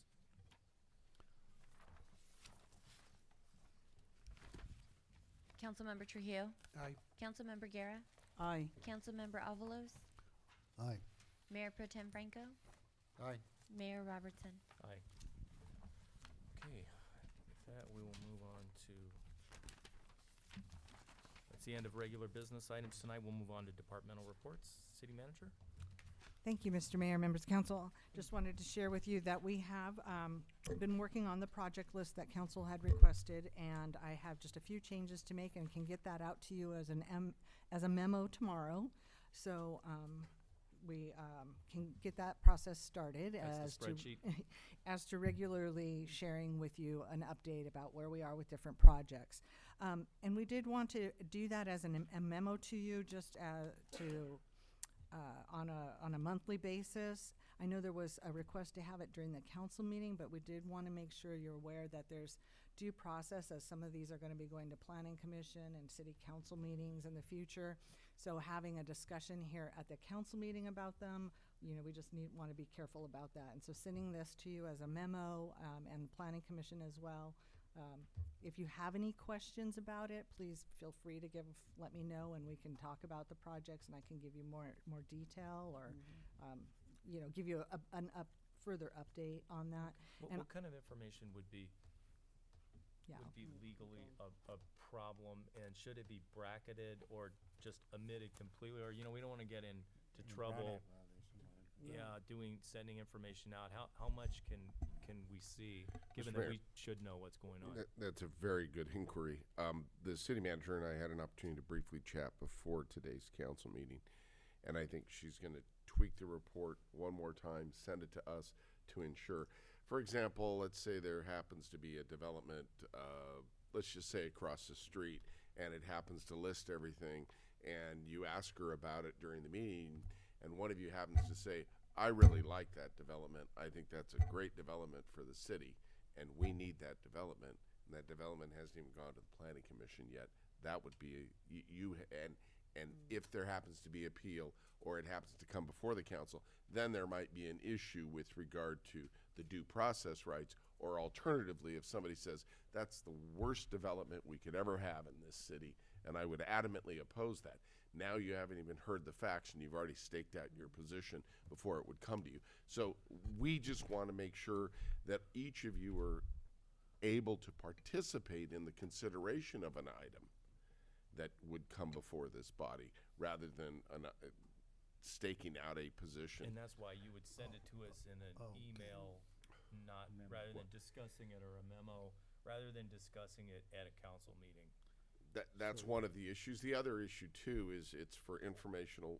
We need to ensure that the information provided doesn't breach that chasm, if you will, from it being putting you in a position where the due process rights of the applicant have somehow been compromised by some action or comment in consideration. Basically, you're putting That's the all. cart before the horse. By making We that want to be decision. careful with that. Okay. So that was very good inquiry, Mr. Mayor. And So- we'll ensure that we're careful. We're going to look at it one more time before it goes out to And you. it's a public record, and it's something It is a that public record. everything we see and respond to, we should respond as if It's not- we're putting it on the internet. What we get, is because it could considered be. confidential? No, it will not be confidential. Or- Especially if it's provided to you through a memorandum from the city manager. So we have to ensure that whatever listed is accurate and doesn't compromise or in any way adversely impact any one of the proposals that may come before you at some point. So we won't be getting your opinion on these projects. We'll be getting a lot of facts facts, and right. figures and things like that. Yeah, it's, where they are in the pipeline, if it's been submitted and it's going through the project review committee as a complimentary review, or if they actually have submitted an application where maybe it's gone, has it gone to LAFCO, and on what date did they submit it, and kind of those basic status details. And if this is a work in progress, clearly we're going through a transition in our planning department. We made a lot of big moves today on doing that, so thank you for your support. So this will be something we'll be giving to our new incoming planners, and I'm sure that as we go, we'll have more that we're adding and fleshing out on it. So please know this is our first. Is that something that you could ask and expect of them? Mhm. To submit Yes. to the city manager? Yeah. information like that. for And the yes, and report. our current, Four Creeks, our current consultants, our Now- Schottler, Now, helped, they did this Oh. as well. Now, So we've Teresa- just gone through it. now Teresa, with these new planners, it'll take 2 weeks to do the process to learn each other. And when they learn that, they'll be able to contact whoever we're dealing business as far as these developers or planners, whatever. We'll be able to facilitate knowledge, whatever, like through LAFCO. They'll have the knowledge with LAFCO and all that, background, because I Yeah. don't want, Yes, the to kind of, idea, kind of help their operation, in a manner. absolutely. Because time is money to these guys. Our goal is to transition this and bring more resources to it to keep the developments moving. And to keep us in the loop, in communication, because it's really important to know where the economic projects are. We can't be involved in them, that's your job, but we should, be kept informed about the status of them and where they are. Okay. Is that it for your report tonight? Okay, thank you. City Attorney? I have no report at this time. Thank you, Mr. Mayor. Unless you guys want to hear, okay. No, we're fine. Thank you. We'll pass, thanks. We'll get back to that. Yeah. Department of Finance. Thank you, Mayor. One thing I did like to report, today we did receive our 17-18 IGT payment. If you remember back in, I want to say it was early April, we sent our IGT transfer of about 1.2. We received one of the payments today. It's kind of the larger of the two payments from CalViva. It came in at 1.8. So you're looking at a net return of almost 1.5. So that came in today and it's been deposited. Another thing that we're monitoring, tracking, and actually assessing now is a new program that's coming to fruition through the ambulance program. Similar to the IGT, but it's called GEMT, but it's called the GEMT QAF, which is a quality assurance fee. Basically what they're doing is kind of similar to these other programs in the essence that you're charging a rate that's being billed or sent to them in a structured amount of about $25.23 per transaction. It's obviously only certain transactions, Medi-Cal, similar to that structure. Medicare. I can come back and give a more of a full and detailed report. I really just want to give you an overview of this coming to fruition now. Transaction equals ambulance, right? Yeah. So, and then your return on some of those transactions, not all of them that you're actually paying this fee, is at about $220.80 per transaction. So there is going to be a net gain. Again, you got to send some money to them. They turn around and reimburse you at a different Can we see rate. that agreement? It's not an agreement. It's something that actually we're just bound to. It's coming from the Department of Healthcare Services. Can we see There's no whatever agreement that you needs to be have in executed. writing that binds us What to I that? will be able to send you is a link to the website to the Department of Healthcare Services. It gives you a full description of what that program is. Is that something that the city signs onto or hits a dot At online? that time, there's and no by hitting executed that dot, agreement. they agree There's to nothing abide that we by have the to terms do. of that It's just agreement? something we're being forced to do. So So if you could send me that. I I'd will like send a link to send me that all link council so you have the so I full can see information. that. And by the way, since you jumped in the IGT, I appreciate that. Does that include the Medicare and Medi-Cal? Does IGT include payments for both? I want to say Medi-Cal, or it's only Medi-Cal. So the Yeah, not IGT Medi-Cal. only includes Medi-Cal and CalViva, is that correct? I believe it's a CalViva is a participant. It's also Anthem Blue Cross is the second participant. Again, it's who your providers are in the area. So in different areas, it could be different providers. And it's not Anthem just is them. the administrator of the Medi-Cal program in In this our area, is that area. correct? That's correct. Okay. And how much do they take as a handling fee again? It could be up to 20%. 20%? Up to 20%. Of the amount that we transfer to them or the amount that they send back to us? That's transferred. The amount that we send to them, right? Right. It would make sense because they're handling our amount that we send to them. And that IGT, that's the one that we just saw the agreement for 3 weeks ago, is that right? That's correct. And Well, that- actually, that agreement was versus for a prior year. Again, that was an for assessment they 16 to did. Remember, they 17 to true estimated. up those Now they numbers. want to do a full analysis. That's what that was. But I And- mean, it's the same program. And that's the agreement also that said you can't use the funds that you get for the payment are the funds that we send, that you send back to us and we send back at a multiple of an order of 1.5 or 2. you cannot transfer those to the general fund. Those are being used for healthcare services, that net difference between the two. No. That means they said in the contract, they said the governmental money that you send to them, meaning the money that the insurance company pays, right? That you get, like if you get $1 million and you send it to them, they send you 2 million back. You can't use that 2 million. It's the net difference between the two that actually is that restriction, not the full lump sum that you're transferring.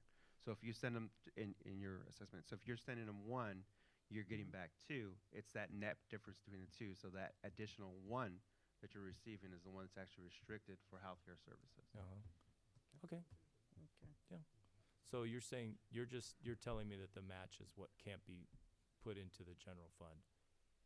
It's the net difference between what you sent and what you received. The match, right? The match. Okay, and then finally, I'll get over it.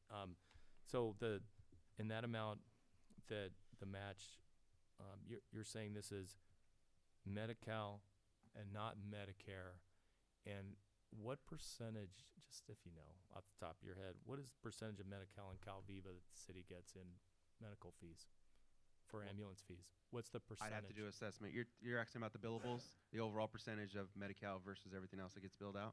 Because what I understand, Medicare and Medi-Cal, it's 93%. That's what the city gets. Does that I'd sound have to do about an right? assessment. I honestly, I'd have to do So an assessment. and I'll end it here, I promise. Medicare, if Medicare happens to be part of the contract and Medi-Cal and Calviva, it's 93%. That's 93% of what the city gets in the ambulance, what it goes into the ambulance fund, pre-match and match. Fair to say? I Fair honestly statement? have to assess that number. I can't give you that Yeah, information and I'll at look this at the time. contract again. But- Thank you. Appreciate it. I just I wanted to really have to clarify it assess our because, receivables. you know, there's a lot to it. There's a lot of detail. I just want to clarify, Yeah, make there sure we're is. doing the right thing here. Okay. Thanks. One other thing I would just to mention, on May 9th, I will be attending a funding fair for infrastructure projects. So I'll report back from what I learned from that that class. Thank you. Thanks.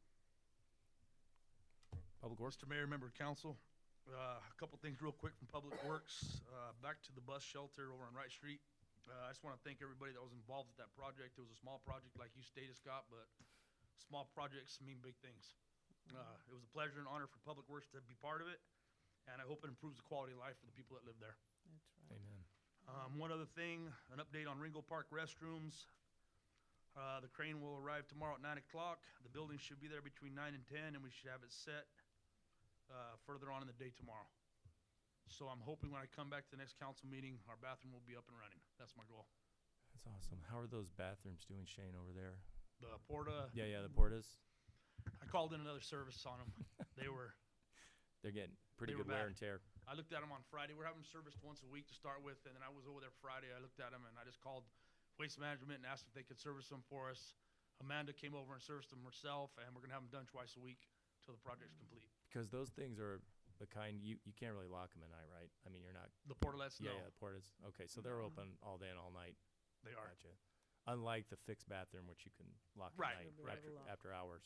Right, that'll be locked just like the rest of our public restrooms in the parks at 10:30, I believe, by PD. 10:30. And that's really helped. I mean, It's that's made a really huge helped difference. those, right? It That's has. good. It's extended the life. Thank you for that. You're welcome. Okay. With that, we'll move on. Fire Chief? Thank you. A few things to update council on. If you remember, a few months back, council approved our contract with Pinnacle for our health and wellness program, and we're excited that this week we will be conducting our first round of physicals.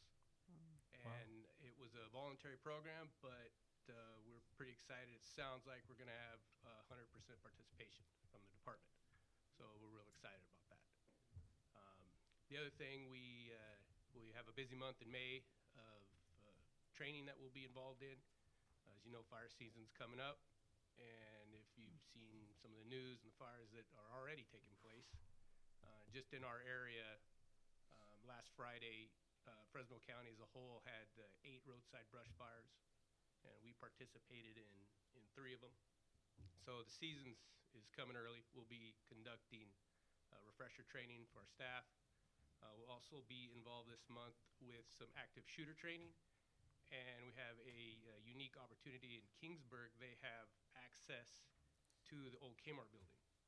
So we'll be going down to Kingsburg and working with them doing some unique opportunity to have access to a big box like that to be able to do some training in it. So we'll be doing that at the end of the month. And also, we're working with Kingsburg on another project. As you're aware, we implemented a fire marshal position this last year, and he's done a really good job of coming in and really starting from scratch and establishing an effective prevention program for us. Kingsburg is looking to do the same thing, Oh, good. and their chief and I have been working on a services agreement, a shared services agreement that will allow our fire marshal to go down there and for a short period of time, we're looking at probably 1 day a week and help them to get their program started.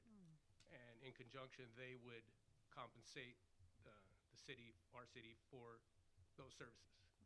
So it's a mutually beneficial agreement that we're working on right now. Is that an MOU that you guys are developing? There is an agreement that we have right now. We're reviewing it with the city managers and establishing a dollar amount and just working on the language. Once we get that established, we'll be presenting that to council. Is that going to be like a little cottage industry, a little revenue source for the fire department, or are you training the trainers to train the other trainers? I mean, is everybody going to pass it on? Is Kingsburg going to pass it on to Fowler now? No, this is just what Kingsburg ends up doing in their future.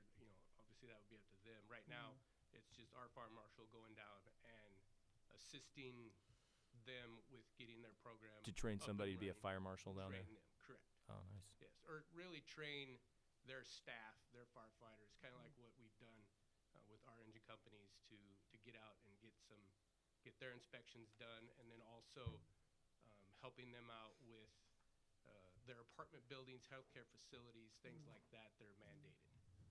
Can he get called? Can Anthony get called out on the fire marshal? Can he get called to go on a forest fire, He can, yes. even as a fire marshal? Even in the position, he still maintains his qualifications and some of the duties he performed before. In fact, him and I discussed that today. Interesting. Thank you. Police Chief Garner. Thank you, Mayor. In addition to the information on page 129 of your package, last week we were focused mostly on providing security at the Raisin Festival. From a law enforcement perspective, it was uneventful. We had 0 reported crimes for the 5-day run. We did issue 7 traffic citations for vehicle code violations around the park. We made 11 total arrests. 5 of those were for public intoxication, 3 were for outstanding warrants, and 3 were for probation violations. And we also have our next upcoming event, which is scheduled for May 18th, being hosted by Adventist Health, scheduled from 10 a.m. to 2 p.m., and you're all invited to attend. And that's Great.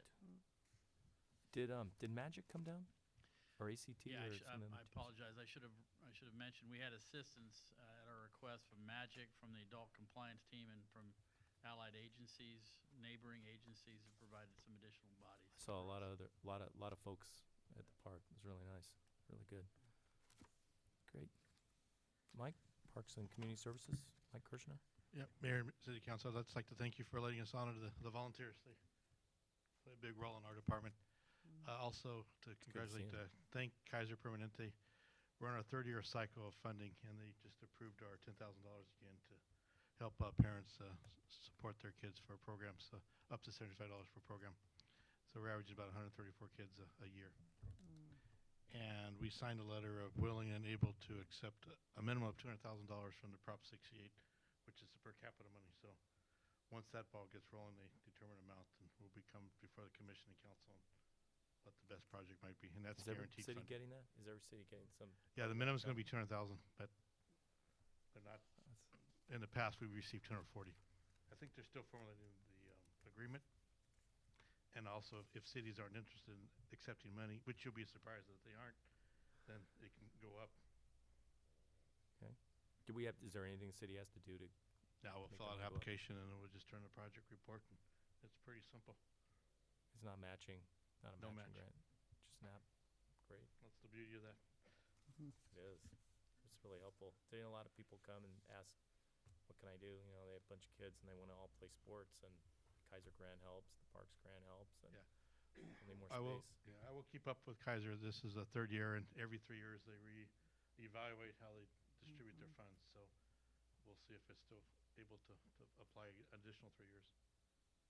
Do we know what the kids are going to do for soccer and for sports while the new stadium's going up at the high school? Or is there, they're playing at various other high schools. Is this, okay, is the city assisting at all with park space?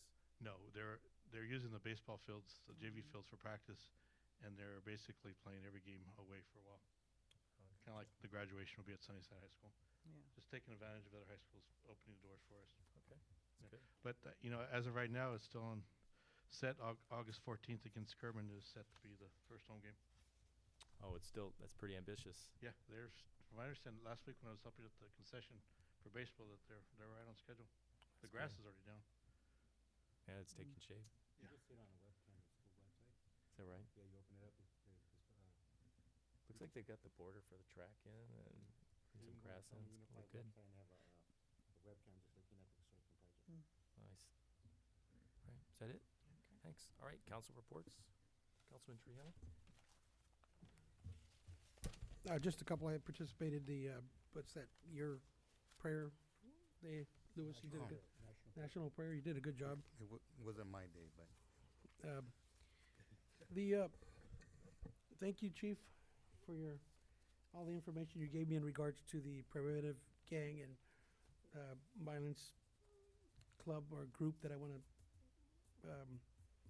establish. Thank you for all the information you provided me.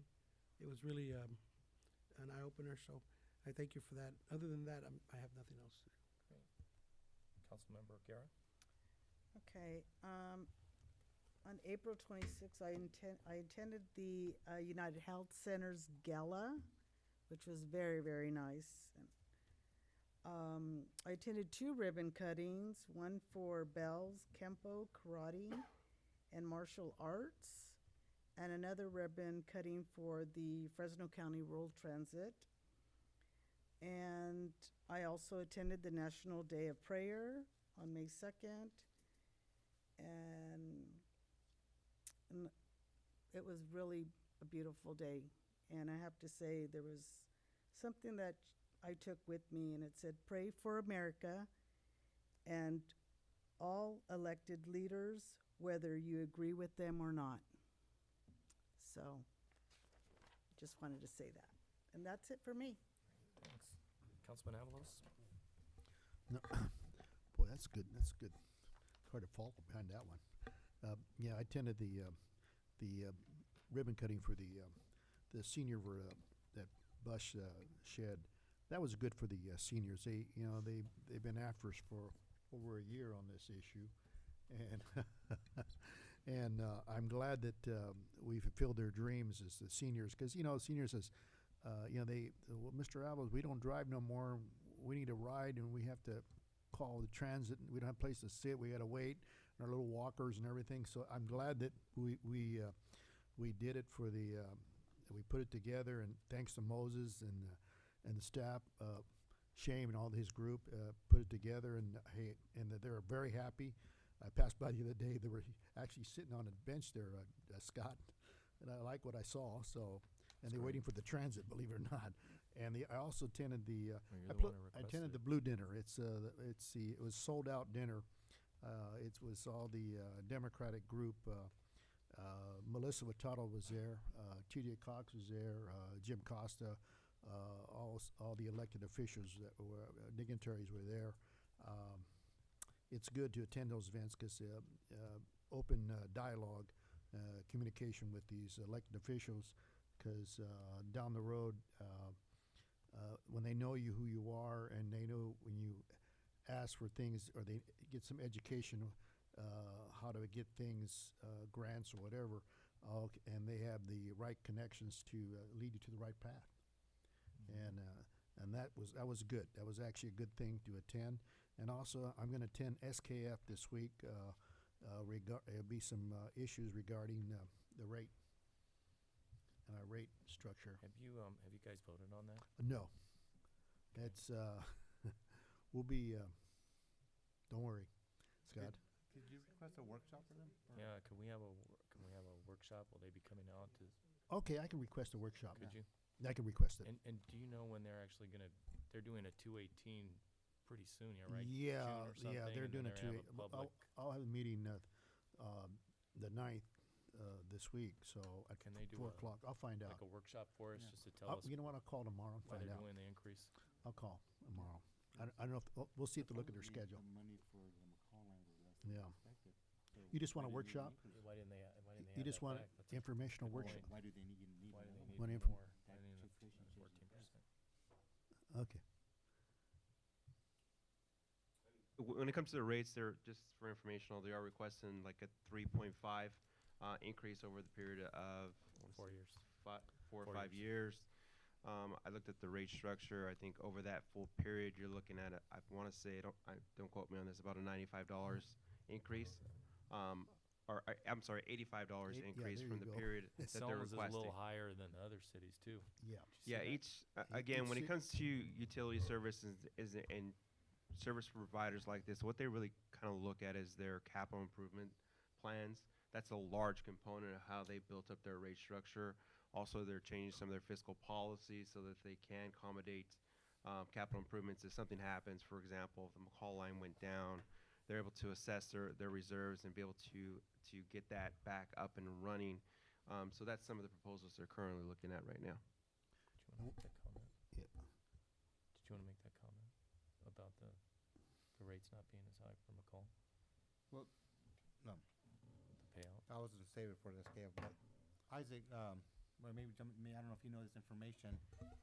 When we originally did the 218, right when I first got, back in 2016, right when I first got on the dais here, that was for the McCall line repair, and didn't they say the funding came in lower, or the actual cost came in lower? I than they don't remember the difference anticipated? of what they quoted originally. Bid- I know the talking project's bid, about. The bid came, I think the bid did come in lower. It So started that like 11 million 218 and it went down like 6.5. was brought up to, well, that's a question for them, but That's why we in should have a theory, workshop. the 218 at that time was to pay for a $6 million repair. Mm. If the, Yeah, so that difference, if it came in lower, Back in the how does that affect our Should put it capital back. improvement account and stuff?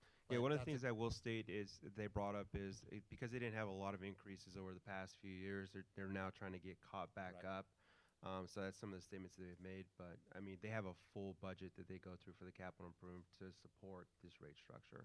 They did actually It's just have. the problem is they had paid it, 30% more the last couple of years. Yeah, I mean, they had this an adding- organization actually come in and do more a and more. financial assessment to kind of support those numbers as well. Yeah, so like Jim said, we need a workshop. Oh, Good. yeah, okay, I'll request it I'll request it, no problem. Thank you for that. Okay, yeah, and that's the update, and once again, I always thank the people that work for the city of Selma. You guys are, I know that you work very hard for the city of Selma, and it's looking good.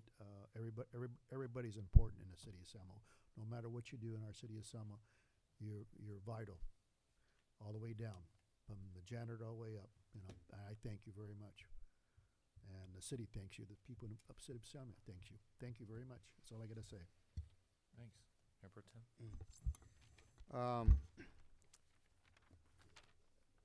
Kings Water Basin Authority Board, they had a meeting scheduled on the 17th. That was canceled. That was their budget meeting. Right. So the next meeting they're gonna have in July, but based on our action and close, on the consent calendar, so you will attend that July 17th. Okay.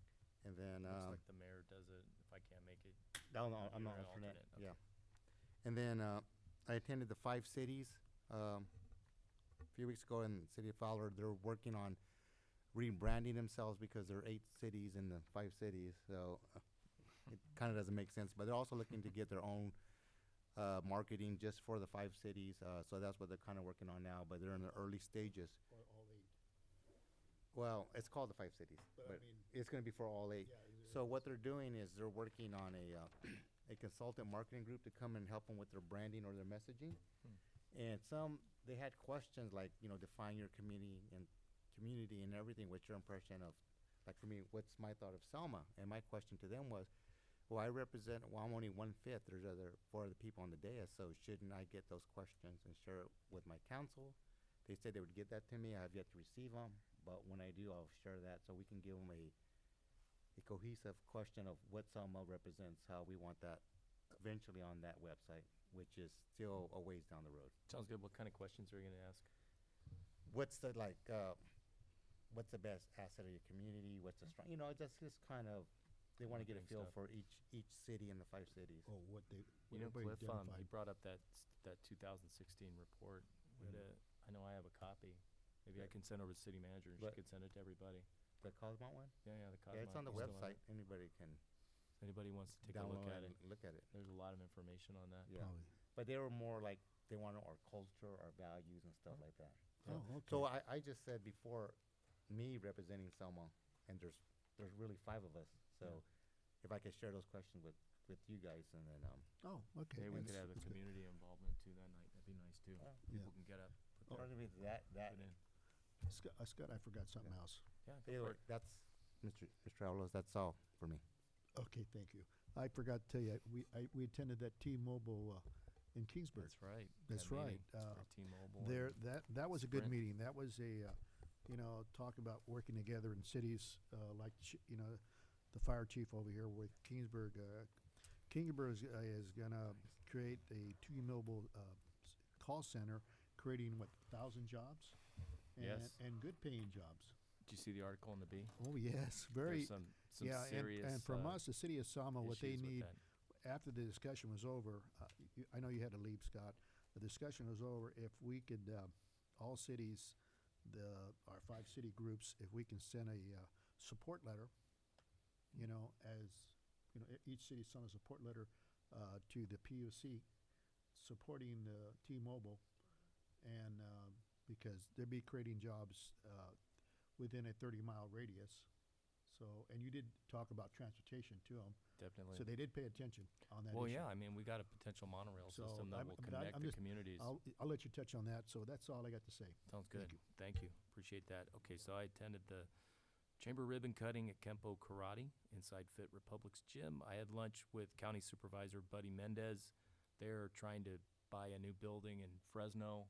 It doesn't have any floors right now, but they're trying to get a good deal, and I think they're pretty far apart with Mr. Cashian, the developer, on that.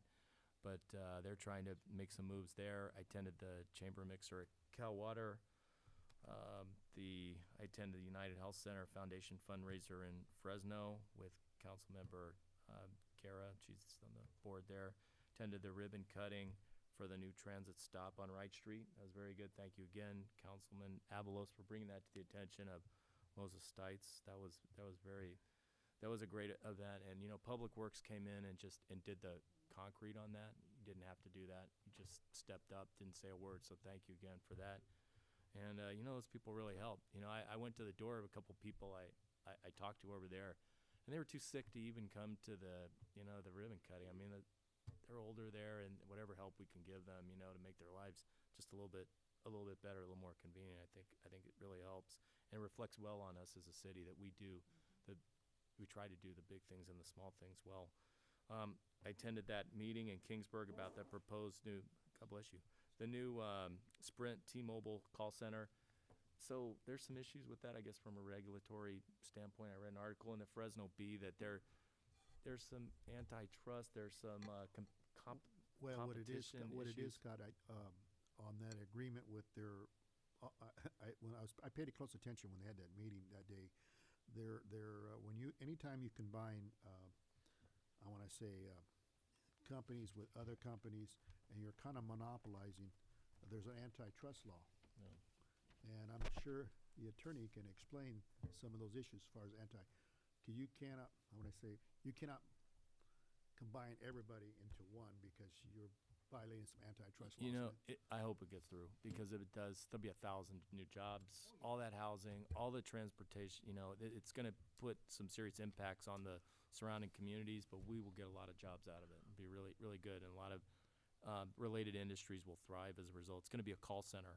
The average salary is $45,000, and they will receive health benefits. Oh, yeah. So that's pretty darn good. And health benefits as well. And the educational requirements are, they're not extensive. So, people can get a shot there to get a really a well-paying job. I attended the Chamber of Commerce Raising Queen coronation. I know Bob's gonna get up and talk about that. A very nice job. That was the 40th, and it was really awesome to see the Raising Queens from the past, the royalty come out for that. That was a hoot. I attended the Fresno Wildlife and Rehabilitation Banquet and Auction on Saturday. Speaking of hoots, they take in injured owls and hawks, and the stray possum or two. I volunteered at the Rabies Shot Clinic in Kingsburg. And speaking of janitorial, I cleaned the kennels at Second Chance on Saturday, so that was interesting, and always a good time there to help. I went to COG last week. The big thing that's coming up is housing is a big thing. There's potentially 250 million for cities that are having problems getting in compliance, and then 500 million for those who do. So there's going to be a big bunch of dough there in July potentially. Thank you to the COG for reelecting me as the local agency formation commissioner alternate for another term. I appreciate that. I had a suggestion from a citizen who's says that we should have a bonfire downtown before the Selma Kingsburg game. You know, we should get that spirit up. Apparently Kingsburg just goes nuts before that game, and they have all sorts of things downtown. Community rally. A community Well, rally. maybe not a bonfire, but a community rally. I just figured it. We did that in the past. Yeah. Oh, is that right? Yeah, we had the rally. We used to go from the high school all the way down to the Lincoln Park. There you go. I mean, it'd be something to bring that spirit back. That'd be nice. Yeah, it was real civil. We dragged the Vikings down the road and everything. It'd be a nice training exercise, right, Chief? Yeah, we should have stuff. Well, we could do like a laser instead of like fireworks. You know, just have a bunch of lasers and orange and black, and then those wood chips. I'm seeing those wood chips on the median from the business, the pallet business. Are we looking to get them to clean those up? Because they're substantial. I mean, once I started looking for them, God, they're everywhere on Golden State. I'm trying to coordinate right now with Waste Management and get a piece of equipment. I went out there with our loader and got probably 20 staple nails. I'll bet. So I put the brakes on that, but I'm gonna take care of it Sounds good. very soon. Great. And you're gonna send them a bill for it? The business a bill? No? It was a good old handshake when my predecessor was here, and he gave Nuclear America permission to put it out there, so. Gotcha. So it's our problem now. Kinda hard for me to go back and. Is there something they can do to prevent it? Like We're not letting them do that anymore, though, right? We've stopped. Yeah, yeah. It's been stopped for probably 7, 8 months now, Okay. but the piles are huge. They're huge, man. Yeah, they're big. Okay. And then finally, there's a home at Locust and Mill. It's boarded up. I drive by it coming to work in the morning. People are sleeping on the porch. The grass is out of control. Do you think we could have code enforcement go by there? Locust and Mill. Greenhouse. Yeah, yeah, it's abandoned. It's boarded up. You know, those poor people who live around that, they have to see that. It's just not right. And then other than that, yeah, thank you to everybody for all the hard work. I love seeing the volunteers tonight. That's Selma at its finest, the volunteer spirit. And with that, we'll go back to oral communications. Would anybody like to take this last opportunity to step up and provide their input?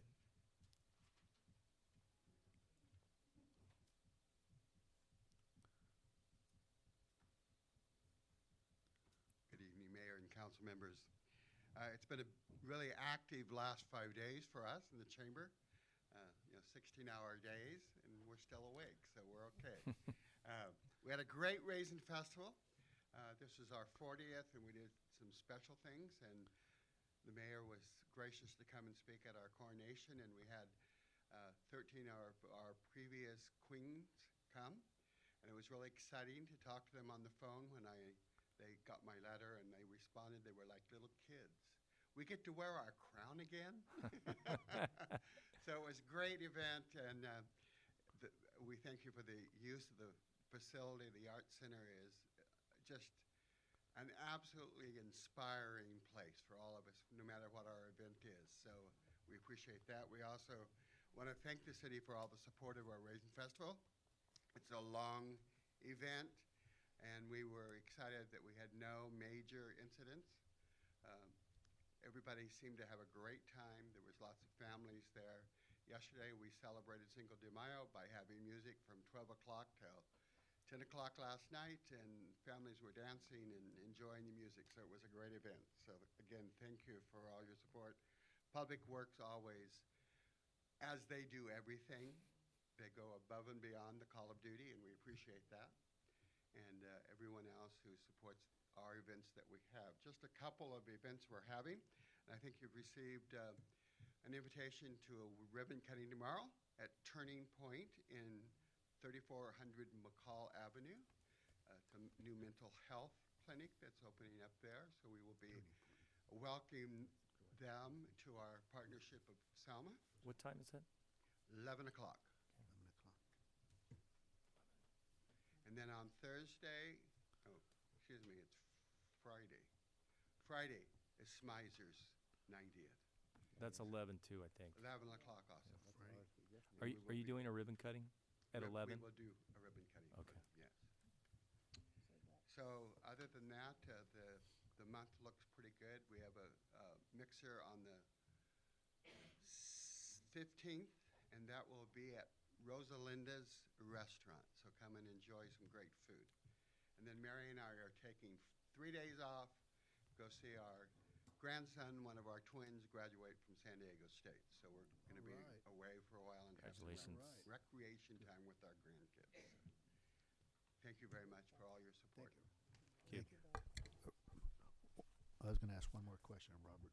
Robert, who is the winner of the? Yes, our new 2019-2020 Raisin Queen is Simran Sahota. All right, and Yeah, good our job. first And also, job queen, and she will do a great job representing the city of Selma.